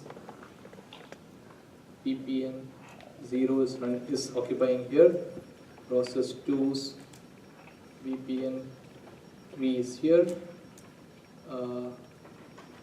Let's assume the space is free, and process let's assume process 1's VPN 1 is here. So I'm just assuming these are the current contents of the physical frames. Process 1's VPN 0 at frame 0, process 2's VPN 3 at frame 1, and similarly at frame 3. Okay? And here in the swap space, we can have things like process 1's VPN 2 may be here, process 1's VPN 3 may be here, process 3's VPN 0, process 3's VPN 1, process 2's VPN, let's say 2, this is free, and this is the process 2's VPN 1. This is just a setup that we are assuming, okay? Here, under this setup, usually swap space is considered as an extension of the physical memory. Okay, the swap space is considered as an extension of the physical memory. By that, here currently only 2 processes are running, P1 and P2. Okay, for a single process to be considered to be or to actually run, at least one of its pages should be in the physical memory. So in this case, even though process 3 has 2 of its pages here, process 3 has 2 of its pages here on the swap space, it is not considered to be running because it is still on the disk. So if we want to actually execute process 3, then we just need to move, like what will happen is the page that we need will be moved to the actual physical memory from the swap space. So let's assume we want to execute process 3, so this page is going to be moved from here till here to here. So now currently process 1 has 2 of its physical pages in the physical memory, process 2 and 3 both have just one of its pages in the physical memory. Okay? So now let's assume process 2 also needs VPN 1 for executing. Okay? Now let's assume process 2 also needs this particular page for executing. It still needs this, we can't evict this. So what may happen in this case? So if this is a scenario, okay, if this is a scenario, and what is going to happen is, we want to move this particular page of process 2 from the swap space to the physical memory, but since the physical memory is full, we have no other option, we have to like evict one of those pages. Okay? We have to choose a victim page and evict one of those pages, and there are like multiple ways to do that, multiple ways to choose that particular victim page, and those will be the policies that we will be looking at. Okay, so let's assume by some policy we chose like P1's VPN1, okay? Then what will happen is P1's VPN1 will be chosen as the victim page, and then it will be moved to the swap space. It will be returned to the swap space. It will be coming here, and after that, now this particular page will be swapped in. This process of moving a page from the swap space to the physical memory is called swapping in, called swap in. And this process of removing or moving a page from the physical memory to the swap space is called swap out.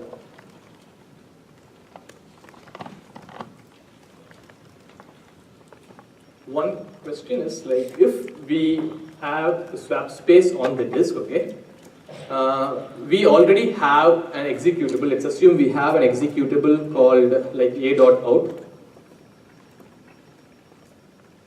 If we have an executable like a.out, we know that it is already on the disk, occupying some space, okay? If we have some space for it on the disk somewhere else, like somewhere in the file system, wherever we have created that executable, why do we need a separate space called swap space for swapping things out? So for example, what I'm trying to ask is, if we want to move the code segment of a.out, okay, outside that particular page, if you want to like swap out, why can't we just use the space that we already have for this executable? So this executable already has something called the code and the data, right? Static data. These two things are there somewhere on the file system. Why do we need a separate space? Why do we need a separate space called the swap space on disk for swapping out things? Yeah. Pardon? Yeah, definitely one of the reasons is speed. That is like a dedicated portion on the disk where everything like, what to say, it's like a special place in the disk where we only use for storing virtual pages. But the main reason is, if you think about it, when this executable is actually executing, we have like other things like the stack and the heap, right? The stack and the heap really don't have any space on the disk, right? So since they don't have any space in the actual executable, when some page is containing stack or the heaps data, there is no place on the disk that these things can be stored into.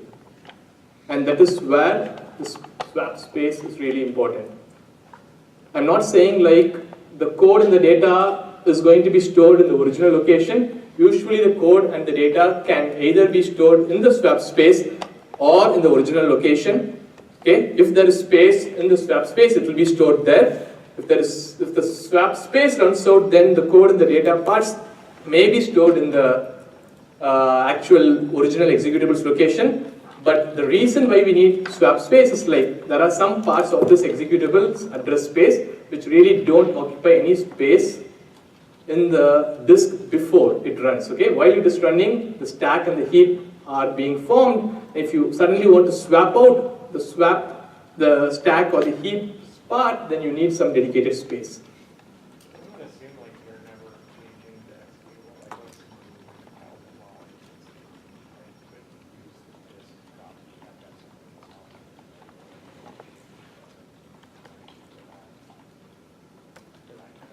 So the thing is, the code and this static data that we're talking about here are just static things, right? Right, but I'm saying you would recompile that executable while an instance of it's running, right? So that you're recompiling on the disk instead of the disk. No, by recompiling, what we are doing is we are taking the source file. When you're saying like we are recompiling, we're taking the source file and trying to form the, oh, you mean like when two instances are trying to occupy, then yeah, then definitely there will be problems there. If you have a running occurrence in the program and you recompile its binary, then it would be an issue with trying to swap based on the Yeah, definitely there will be problems. But I'm saying like this is possible. Yeah.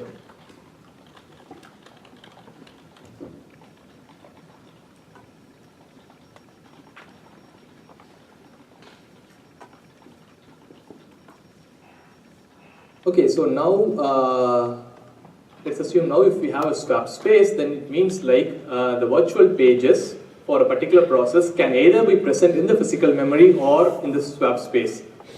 How can we figure out, okay, if someone is trying to issue a read to a memory location? Till now, the page table entry, as we considered, just had a valid bit, a protection bit, and a PFN, right? With this information, we have no idea like if that particular page is present in the physical memory or in the swap space. So basically, if we are introducing something called the swap space in the hard disk, then it just means that we need some more support from the hardware. And so in the page table entry that we have here, okay, we have a bit called the present bit. We have something called the present bit. If P is 1, this implies that page is in physical memory. If P is 0, then this implies that page is in swap space.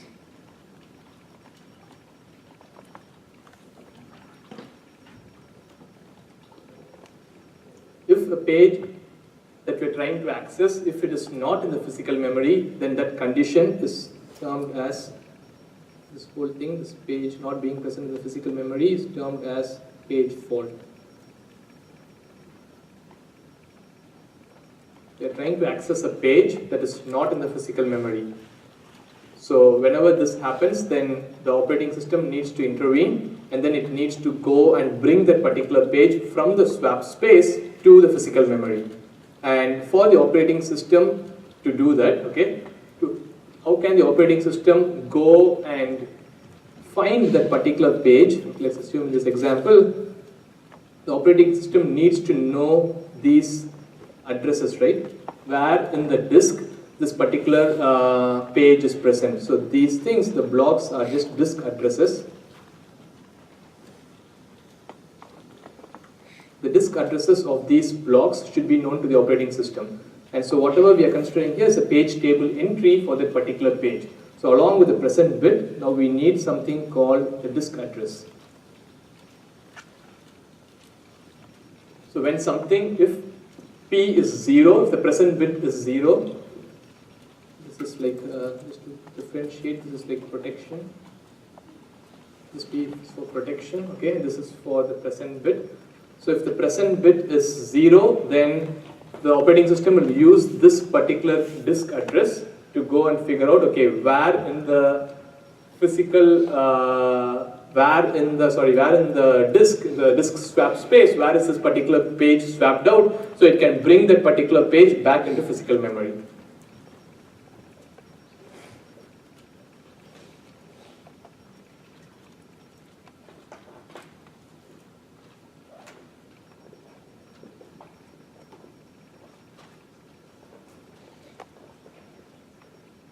So since we have introduced the disk right now, okay, let's assume there is the disk here. We have the RAM here, and we have like a TLB here. If a request comes for, let's say, a page that is on the swap space, let's say it's just the virtual page 0. For some process, just let's assume there's just one process that is running. If a request comes to some address that is in this page, which is currently only in the swap space, then first the hardware will experience a TLB miss. Okay, it's going to experience a TLB miss. It's not there, so it tries to bring it from the memory. When it tries to bring it from the memory, it goes and accesses the page table entry. When we access the page table entry, we are going to find that the present bit is 0. Currently, that particular page is not even in memory, so which means it is a page fault. And so now we have to come to the disk, the swap space. And this particular page is present in the swap space. We know the address of this particular page, so now we can swap this into memory. And once this is being swapped into memory, this page comes here, VP0, and the page fault has been handled, okay? And immediately, after the page fault is handled, the instruction will be retried again. We will try to execute the same instruction again as we did with the TLB miss. But at this time, since the page fault handler, okay, the page fault handler is again just like an exception handler in the operating system. Since the page fault handler just has moved the page from the hard disk swap space to the physical memory, on the first retry, okay, what is going to happen? Exactly. So when we do the first retry for this particular address, it's going to be a TLB miss again, because that particular translation is not in the TLB. So we are going to again go and take this particular page. The page's translation, basically not this page. This page's translation is going to come from the page table in the memory to assume VPN 0 as it is in CFN 10 or something like this.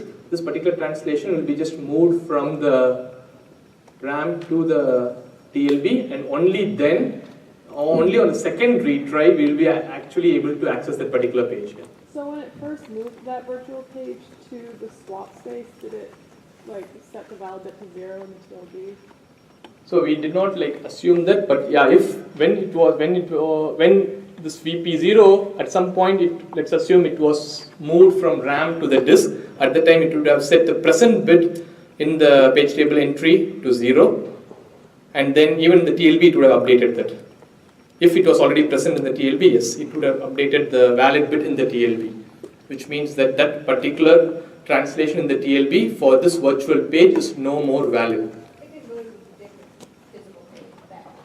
Exactly. Yeah.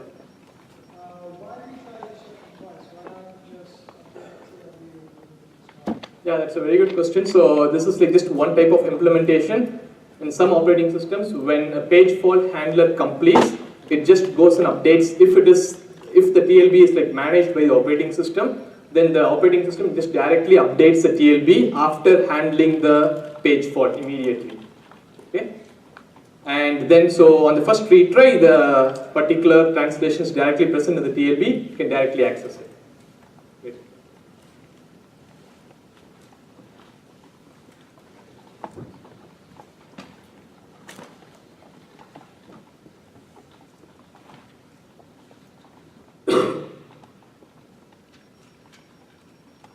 So now we are just going to go back to our the same memory reference that we were seeing before. Like what happens when a particular memory address is being accessed with this particular scenario, like with the present bit and the page fault. Let's look at what is going to happen. So the assumption or the scenario here is we have some virtual address in the format of VPN and offset. And for this particular, for these things, you may assume that we are just using a simple linear page table. Don't worry about multi-level paging and stuff, okay? Let's assume just we have a simple linear page table. So the assumptions are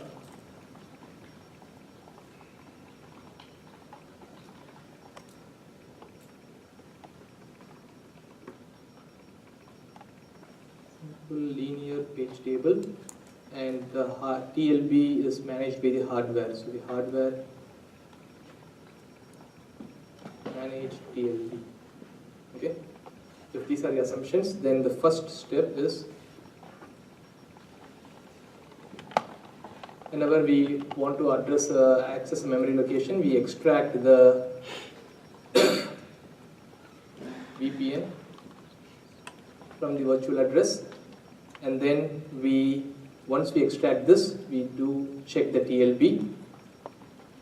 It can be, if it's a TLB hit, we know we can directly translate that particular physical address. Okay, here there can be like two cases. Let's assume this is the TLB hit. We just get the physical frame number from the TLB, add it to the offset, append it to the offset, form the physical address, and then access the memory. Access memory. at that particular physical address. This is all, it's done, okay? But if there is a TLB miss, we know what is going to happen now. Before, what we did was we just like calculated the, what will we do usually here. So before, you know, when it was a TLB miss, we find out the, even now you will do that, page table entries address, right? You'll find out the page table entry address by using the page table base register,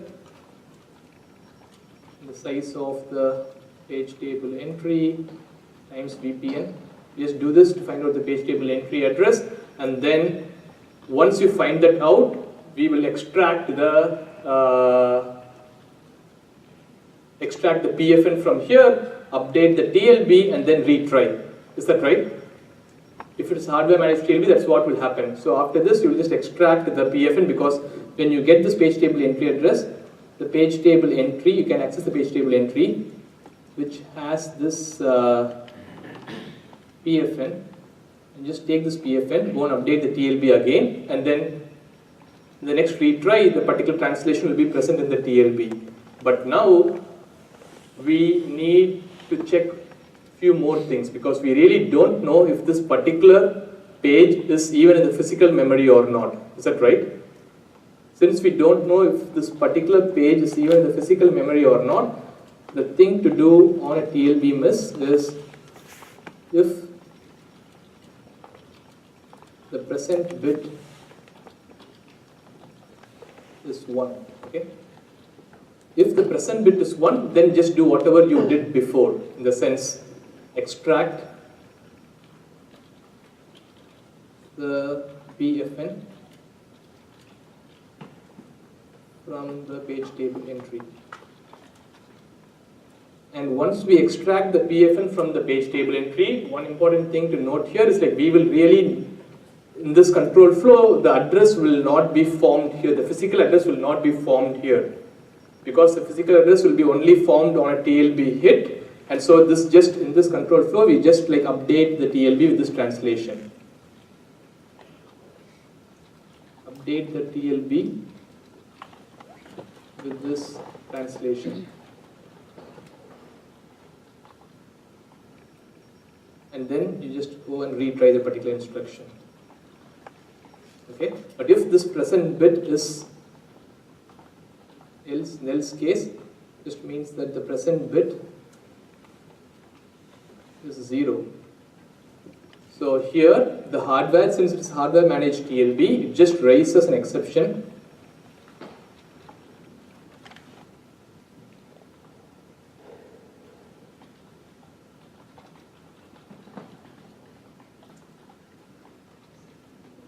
It raises a page fault exception. Okay? So one important thing to note here is like the TLB can usually be managed either by the hardware or by the operating system. Okay? But even in a system where the TLB is managed by the hardware, usually, like always, the page fault will be handled only by the operating system, because a page fault requires a lot of things to do. So for example, you need to go and figure out the disk address of where this particular page is present in the swap space, and then go and take the particular page and come and fill it in the particular page frame in the physical memory. And if none of the page frames are free, then you have to like kick out or evict a particular page frame, okay, from the physical memory. This is like a lot of stuff, okay, and all these things will not be done by the hardware. So in both the systems where the TLBs are managed either by the hardware or by the operating system, in all the systems, the page fault is only handled by the operating system, okay. And so the thing that we are going to see is like, how is this page fault handled by the operating system?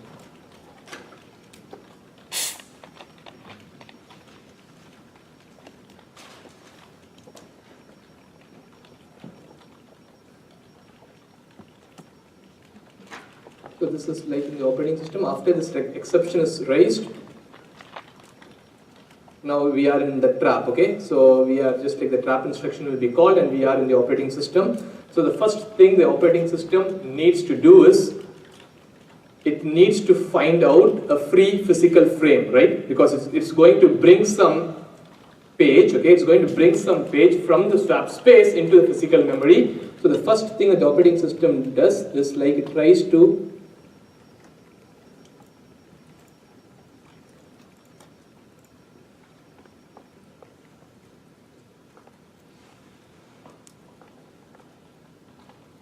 find a free physical page or a physical frame, okay, just needs to find something there that is free.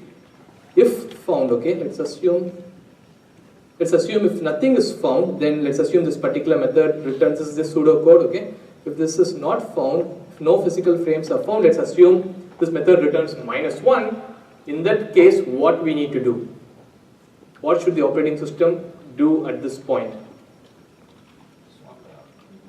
Swap out or evict some page that is already there. So it needs to just evict a page and then return, like let's assume if this method returns a PFN that it just evicted, we just store that PFN here, okay? Now again, this is the point inside this method is where the page replacement policy comes into place.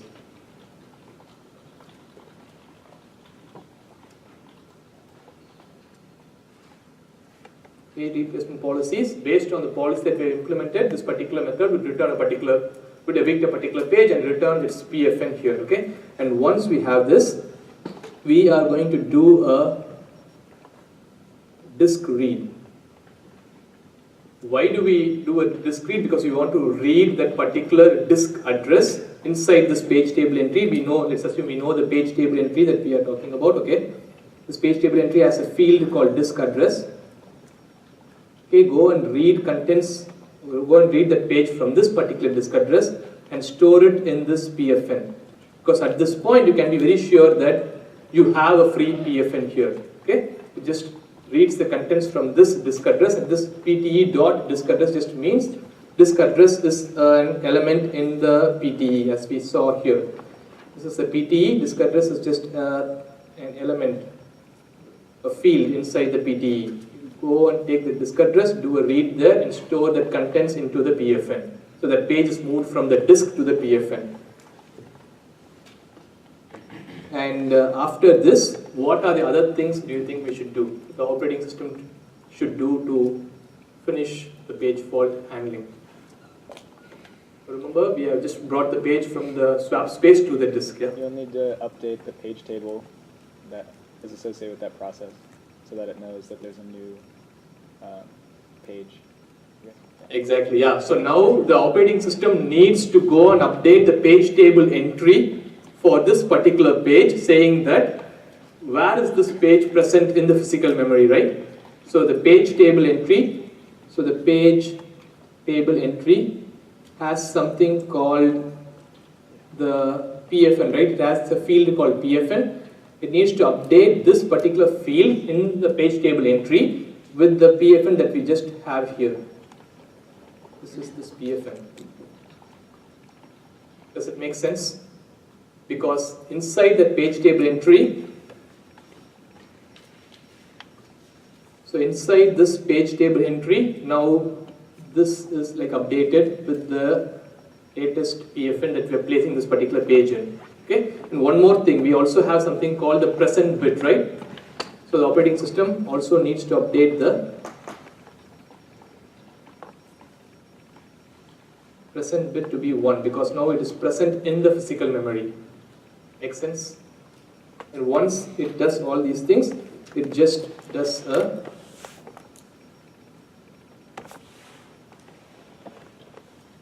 return from trap. That's it. Once the return from trap happens, we again go to the hardware, and the hardware retries the instruction. And the hardware will again experience a TLB miss at this point. Then that particular page's translation will move from the physical memory to the TLB, and then on the second retry it would happen. So if you pick page, that is responsible for updating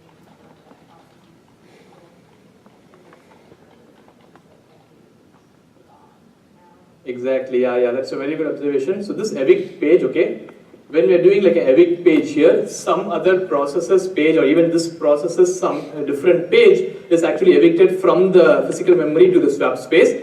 So inside that, the operating system would make sure that it goes and updates the page table entry for that particular page that is being evicted. It will update its present bit to 0, and it will, once the present bit is updated to 0, the PFN does not make any sense in the page table entry. Okay? And then it will go and update the disk address where it is placing the page in the swap space.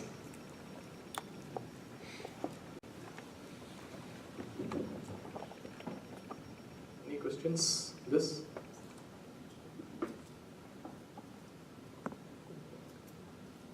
Yeah, so this is the mechanism that we have for how swapping works. Okay, in the last part of the class, we're just going to look at the policies. What are the different policies that this evict page contain? So we can take a break right now, time 7:40, and be back by 7:50.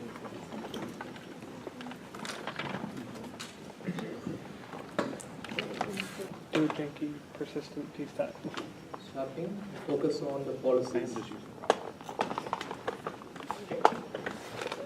So here it's more like what are the different policies that people have come up with for page replacement basically. And here you can assume that there is just a single process running and it is like issuing some page requests. So for example, here, okay. So just assuming something like 0, 2,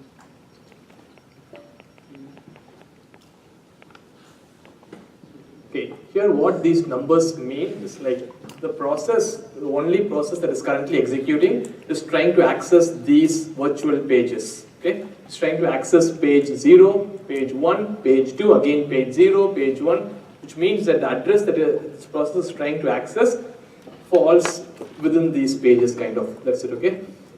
So the first policy that we are going to see is called OPT, or the optimal replacement policy. This was invented by a person called B. Lady. And here what we see is, okay, here usually we assume like a cache is there. Okay, this cache that we are talking about, in our particular scenario that we are discussing, it is just the main memory. Okay, so here we can assume we have like just three entries in our cache. So one example for this cache, because these policies are broadly used for different things, even for the page replacement in the physical memory to the swap space. And even we have some, in the memory hierarchy, we have like level 3 cache, level 2 cache, level 1 cache and stuff like that. These policies are usually used like at almost every levels. And so, but in this by cache here we mean the RAM, okay? So let's assume there are just 3 slots here, and when initially this cache is empty.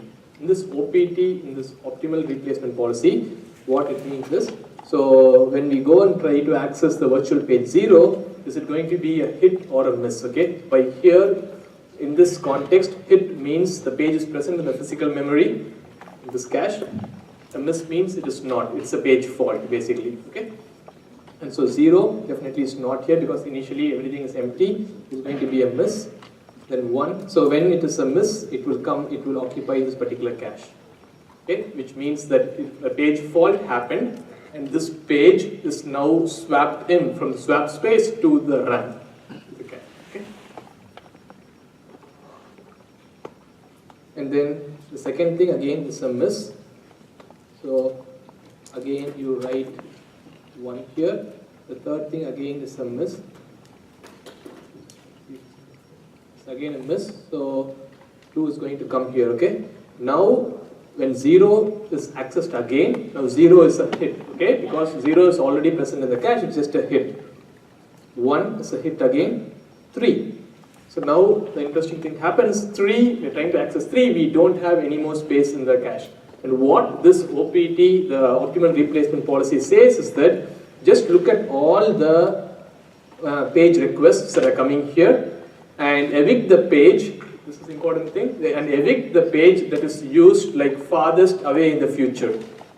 Okay, so here we are saying, so we are going to replace one of these three, 0, 1 or 2, but 0 is used immediately in some time, 3 is already here, out of 1 and 2, 1 is used here, but 2 is the page that is going to be used farthest away in the future, and so go and evict 2.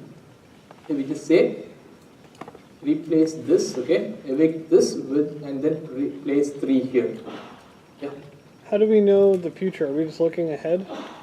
So exactly, yeah, that's a great question. How do we know the future? We really don't know the future. So in this case, we have no idea like what are the different pages the process is going to access. So this is like a policy that we have, like an ideal policy with which we can compare our other things with, other real world policies with, okay? This is not a real world policy because we really don't know what page requests are going to come in the future. Very similar to like shortest job first or shortest time to completion first. This is just like a theoretical policy, okay? And then 3 comes here, 3 is a miss, right? And then 0 is already here, so hit. 3 is already here, hit. 1 already here, hit. Then 2 is not here because we already evicted. Now we need to move 2 back into the physical memory. Which one are we going to evict? 0 or 1 or 3?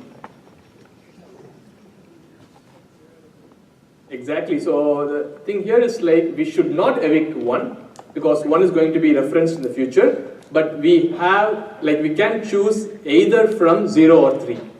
It really does not matter if you're going to evict 0 or 3 because we have no idea after that, okay? So, but just don't evict 1, that's the only thing here. So, I am going to evict, let's say 3. I'm going to evict 3 and then place 2 here. This is a miss again, so this is the hit. That's it. And usually with this policies, the way we compare them is using something called the hit rate. Hit rate here is how many hits we have, 1, 2, 3, 4, 5, 6. 6 by total number of accesses is 11. This is the hit rate that we have for OPD. And these misses that we have here, okay, the initial misses are called cold misses because the cache was cold at that time. It did not have any of these pages. So these cold misses or the other names for these misses are called compulsory misses. The initial misses are definitely going to happen because when the process starts running, the cache does not contain these pages or the RAM does not contain these pages. Okay. The second policy that we are going to look at is FIFO, in first out, and we are going to use the same page. This is here 0, 1, 2, 2, 0, 3, 1, 2, 1. In all these things, we are assuming the cache size to be just 3, okay? Cache size is just 3. Initially, it's going to be a miss, miss, miss, and all these 3 pages are going to come in the cache. And after that, when 0 is accessed, it is already here, so hit. 1 is a hit. 3, when 3 comes here, it's going to be a miss, so 3 is going to come in the cache. So one of the things needs to be evicted here. It's the first thing that came in the cache. The first thing that came in the cache was 0, so just evict 0. Then, but immediately 0 is needed, but we just evicted it, so again it's going to be a miss.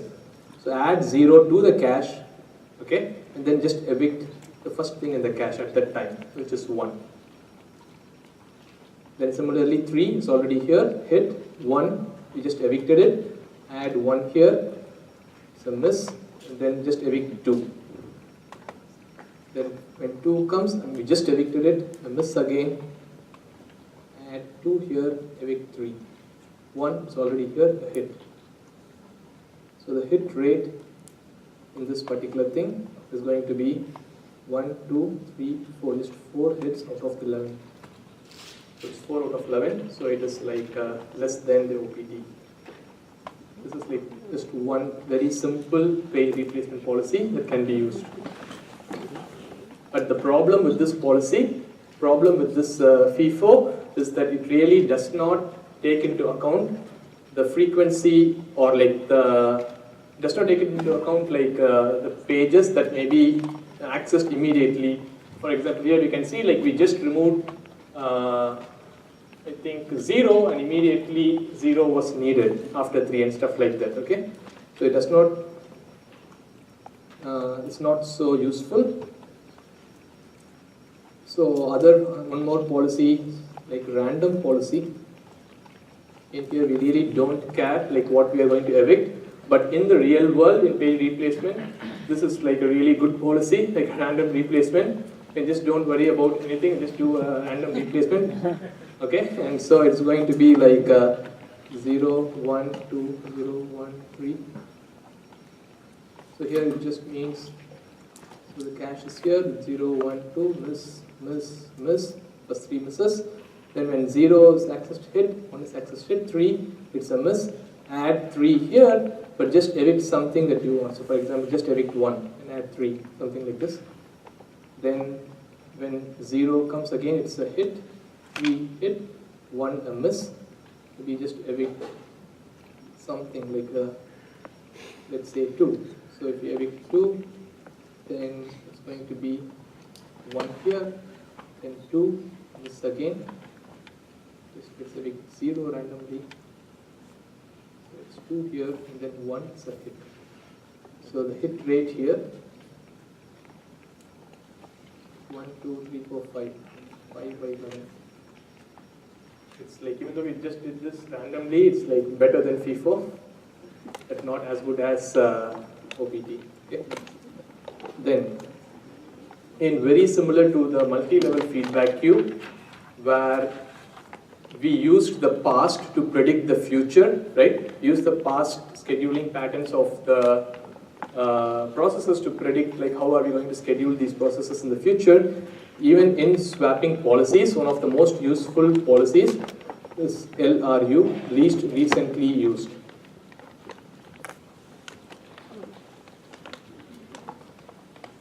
Called the least recently used policy.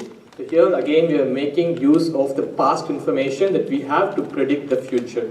So what this means, let's just check this out. 0, 1, 2, 0, 1, 3, 0, 3, 1, 2, 1. Again the cache is as size of 3. So miss, miss, miss.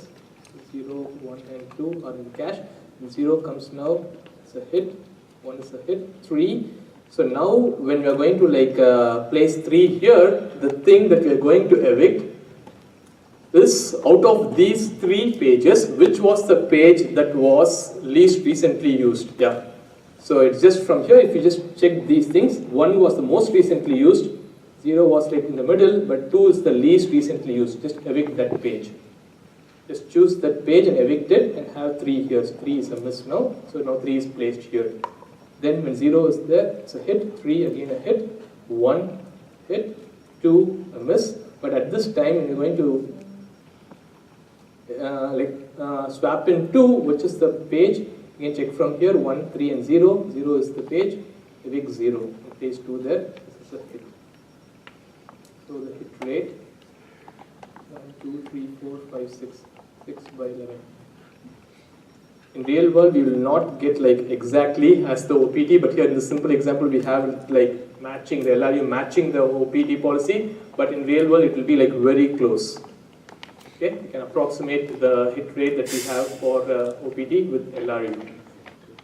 Any questions till now?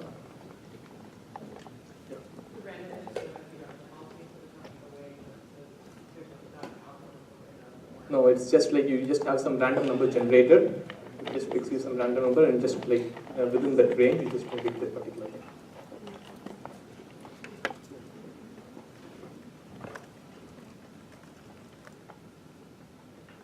So there is there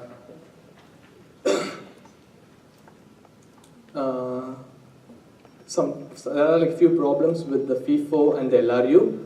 And these two things are susceptible to a pattern of page requests called the looping sequential. Okay, the looping sequential pattern, which just means something like if there is a pattern like 0, 1, 2, 3, 0, 1, 2, 3, and if this pattern just continues, okay, just think about what is going to happen with, let's just talk about LRU right now. In LRU, if it only has these three things, then it's going to be a miss, miss, miss, 0, 1, 2, and now you just have, it's going to be a miss, but the thing that you're going to evict is like 0, because that was the least recently used. We evict 0, place 3, immediately you need 0. You see that? Then you're going to evict for 0, you're going to evict 1, so immediately you need 1. This particular pattern is usually typical in databases where we do like a linear scan of some tables and stuff. The pages may be like sequentially placed in memory, and this is like a real problem with LRU. But this is like a specific thing.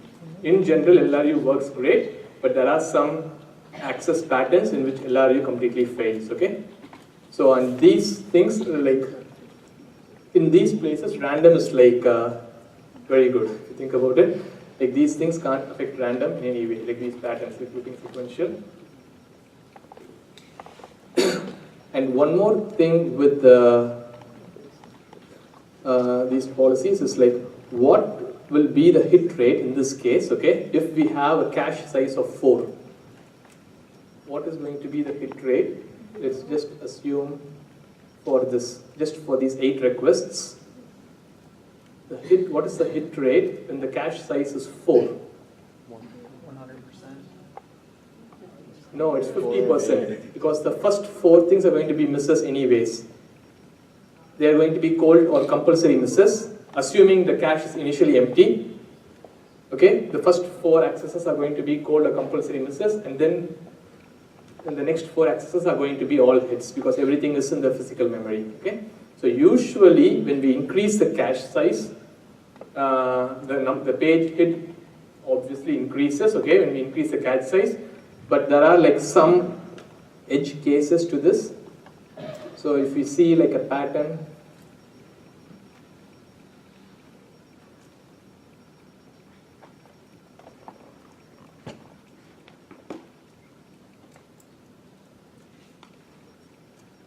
let's have this pattern here. Okay, in this pattern, you may not do this right now, but you may try FIFO with with the cache of size 3 and FIFO with the cache of size 4, and see like what may happen. It will be like really interesting to see. So for example, we obviously think that okay, with the cache of size 3 and cache of size 4, 4 is going to have like a high hit rate than 3, but this will not happen in this case. You may try it out. It is like a specific type of anomaly called B-Lady's anomaly. The B-Lady, the same person who found out that OPT policy, also found this particular anomaly here. And that these things happen in policies like FIFO, which does not exhibit a property called the stack property. I'm not going into those details right now. It's called like this is called the B-Lady's anomaly. This is just like interesting, that's why I just wanted to anomaly. And this affects the FIFO, but this particular anomaly does not affect policies like LRU, because LRU exhibits a property called the stack property. It's called the stack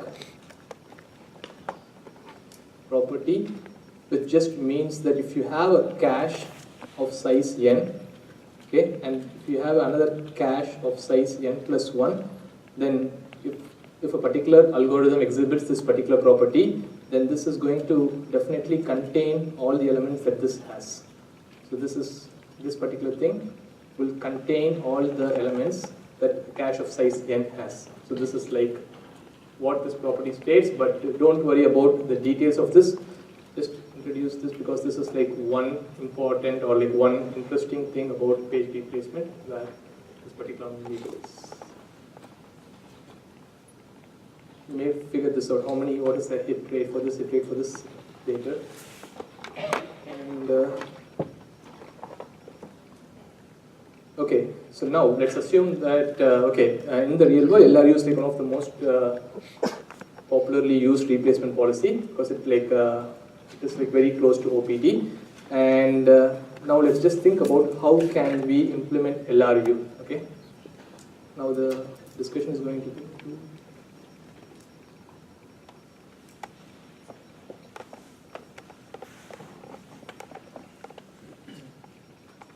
how to implement LRU. How can we find out which is the least recently used page? Let's think about this in this way. We just have 4 pages. This is the physical frame number. Let's assume we just have 4 physical pages, and these are the pages that we have here. How can we figure out which is the least recently used page? One obvious way is to have a timestamp. Whenever a particular page is accessed, you just record a particular timestamp along with that.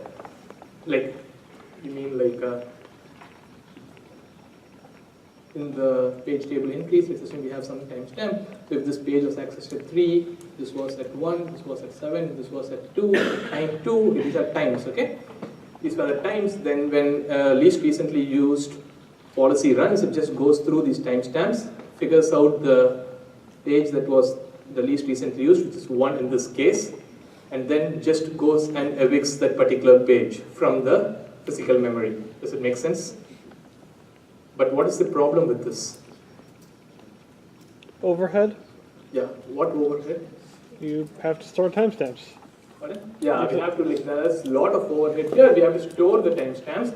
Also, for evicting a single page, you have to go through the entire physical memory to find the least recently used page. It may be in the last physical frame.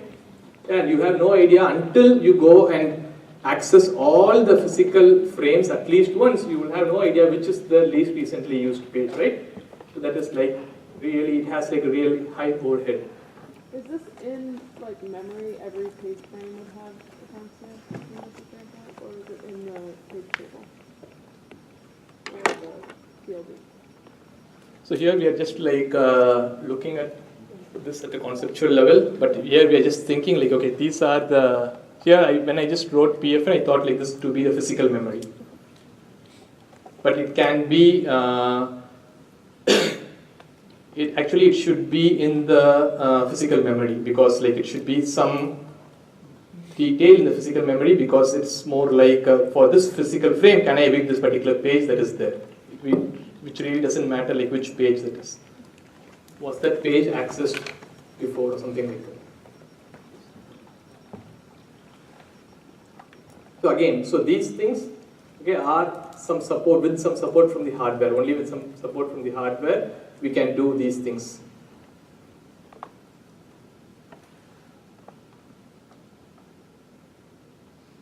Any other questions?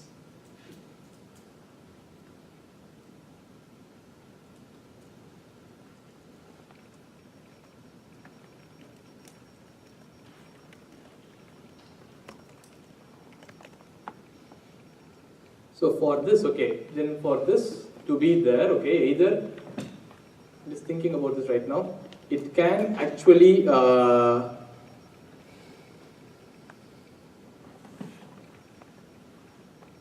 just thinking how exactly this may be implemented.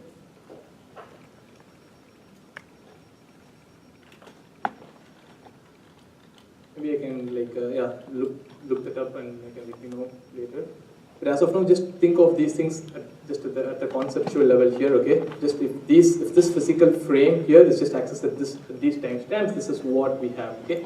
You just evict this particular page. And again, this becomes a lot of overhead, because for each thing, if you're storing the timestamp for each and every physical frame, then it's going to be really difficult. And so is there any other way that we can approximate this particular policy? I was going to say you could use a weighted queue and just a counter for each thing. Yeah, we can just definitely do that. So we can just have a counter whenever that particular physical frame is accessed. We can just increment that particular counter. Or yeah, I was thinking you could increment all of the counters and then just pop the one that gets run. Because then it's going to get reset to 0. Got you, yeah. Definitely we can do something like that, where we can just, when something is accessed, just pop that from the queue. And yeah, there are like multiple ways to actually approximate this. One way is to have something called like a reference bit, okay? When you're trying to approximate this, okay, here we are saying we can have something called a reference bit for each PFN. Let's assume we have a reference bit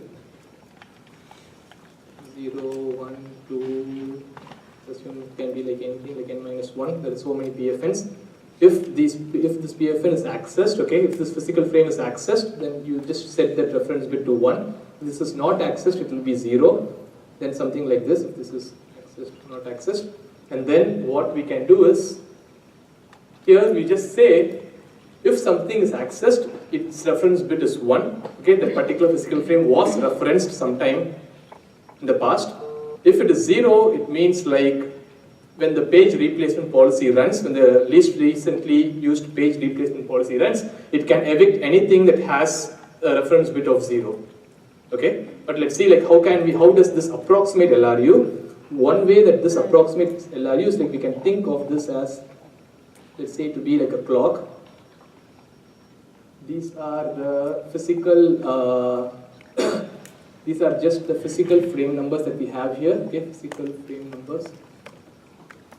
Let's say physical frame number 0, 1, 2.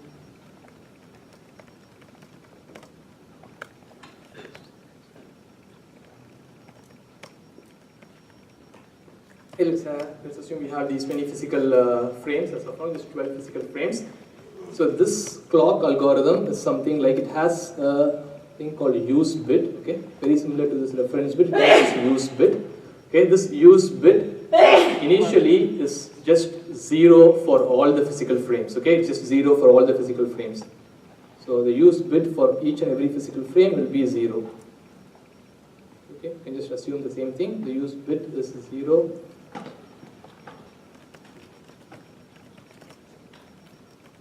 And when the hardware, okay, now again this comes with the support of the hardware, when the hardware goes and accesses any physical frame, let's assume the hardware accesses a physical frame 3, then it changes its use bit to 1, okay, the hardware just changes the use bit to 1, and let's assume the hardware also accesses these pages, changes these use bits to 1.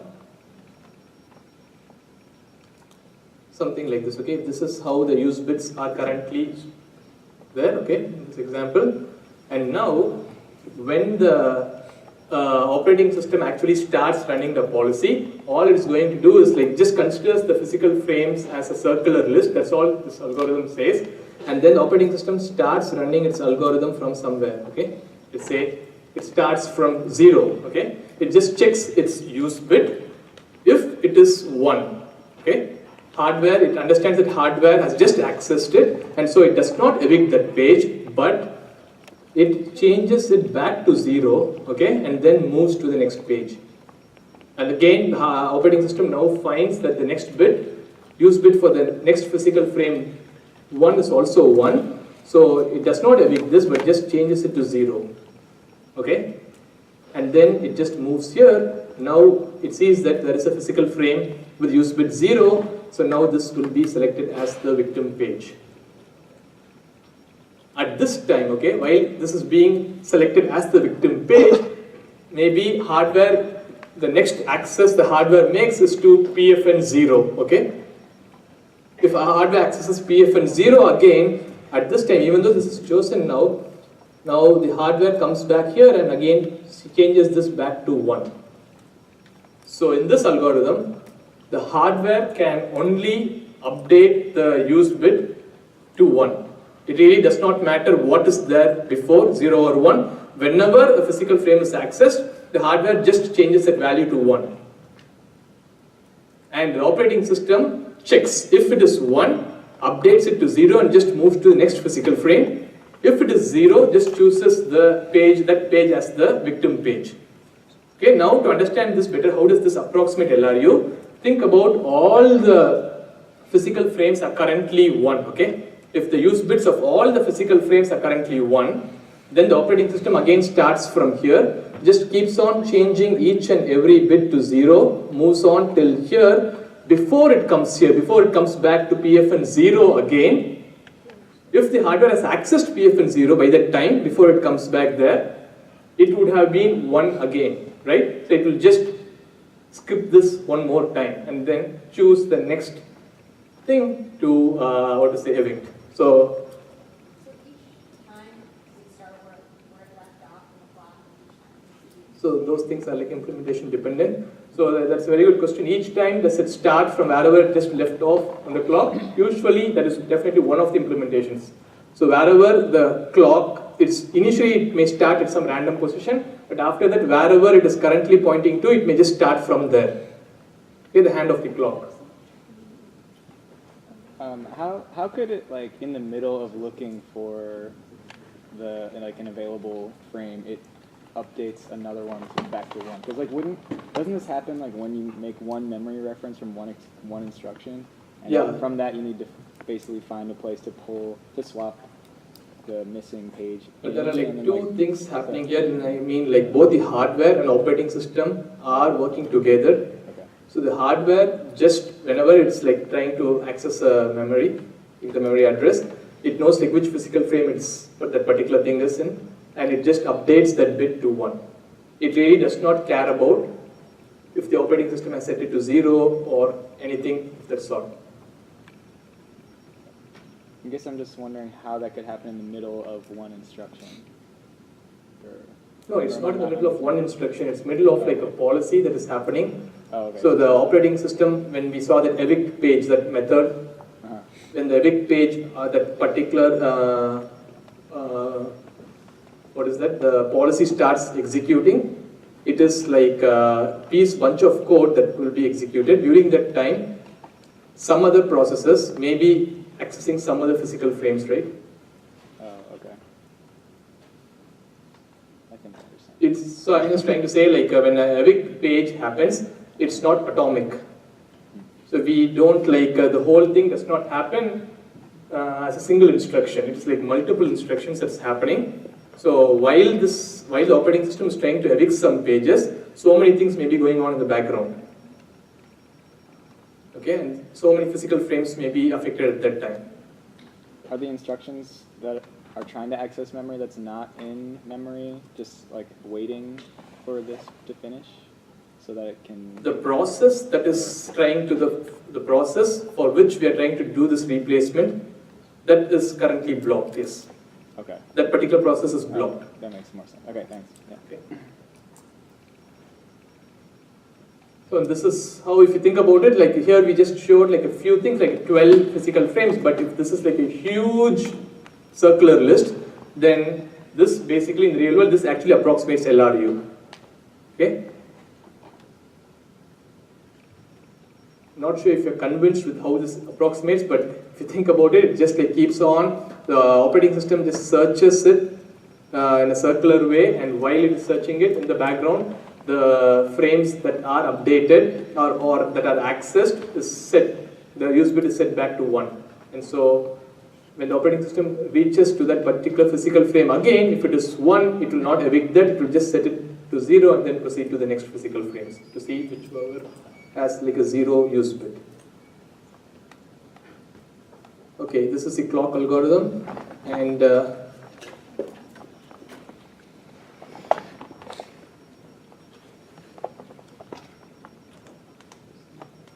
so we have few more things that we have. Is like let's assume this is the RAM.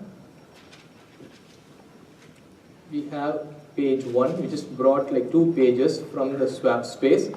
Okay, from the swap space. The swap space. If we just got in like 2 of these pages there. Okay, but only your process only modifies the page 1. Okay. If it only modifies page 1 and if page 2 is not modified, okay, when eviction happens, okay, usually if there are only, let's assume if there are only these 2 pages, when an eviction happens, let's assume like some clock algorithm or some least recently used policy is running, it will prefer to evict the page 2 instead of page 1. Can you think why? Why it may prefer page 2 instead of page 1? because page 2 is unmodified. We just read the page from swap space and it is unmodified. And so, since it is unmodified, now you really don't need to worry about actually writing the page back to the disk. It can just be evicted. But if you are planning to like write, assuming you have a copy there, okay, on the swap. If you are going to like evict page 1, then you have to go back to the swap space again, update that page, okay, update that particular page. And so here, these are like some policies. So for this, again, how does it decide which one to choose? Again, you will have like a bit called the dirty bit in the in the page table entry to make sure like if this is be evicted or not.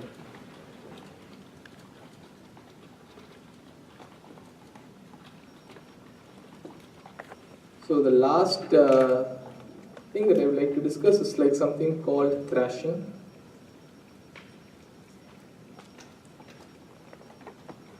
So usually we have something called the working set, okay? The working set is nothing but the collection of all the pages that multiple processes are using or actively using at any point in time. If the size of this particular working set is greater than the actual memory size, the physical memory size, then what is going to happen is continuous swap in and swap out is going to happen, or like page faults are just going to happen for each and every access and stuff like that. And this particular condition where you are like paging in and paging out or swapping in and swapping out pages from and to the swap space, it's called thrashing, okay? And whenever thrashing happens, the system becomes like very slow. Because it means like it's thinking that it is accessing the main memory, because swap space, it considers the swap space to be an extension of the main memory, but in turn it is actually accessing the disk for each and every memory access. I mean, you are thinking something is in the memory and trying to access that address, but that page is not in the memory, it is on the disk, so you are bringing it from the disk to the memory, and this happens for each and every access. If this happens, then it's called thrashing. And to avoid this, the previous, like older systems had something called admission control, okay? The solution for this was like admission control.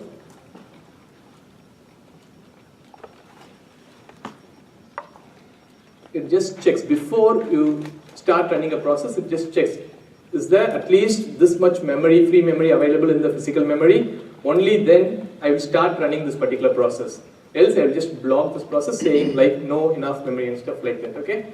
But currently in Linux, the thing that we have is called, Linux is not so good. The way it runs is called out of memory.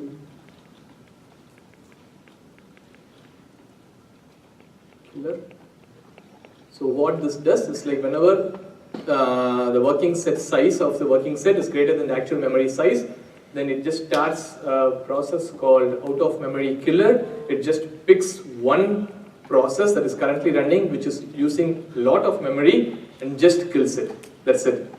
And if that process was your most important process, Linux really does not care about it. It just kills that process, and because of that maybe so much memory may be freed, but poor users will be like worrying about it. So this is how Linux graciously handles it.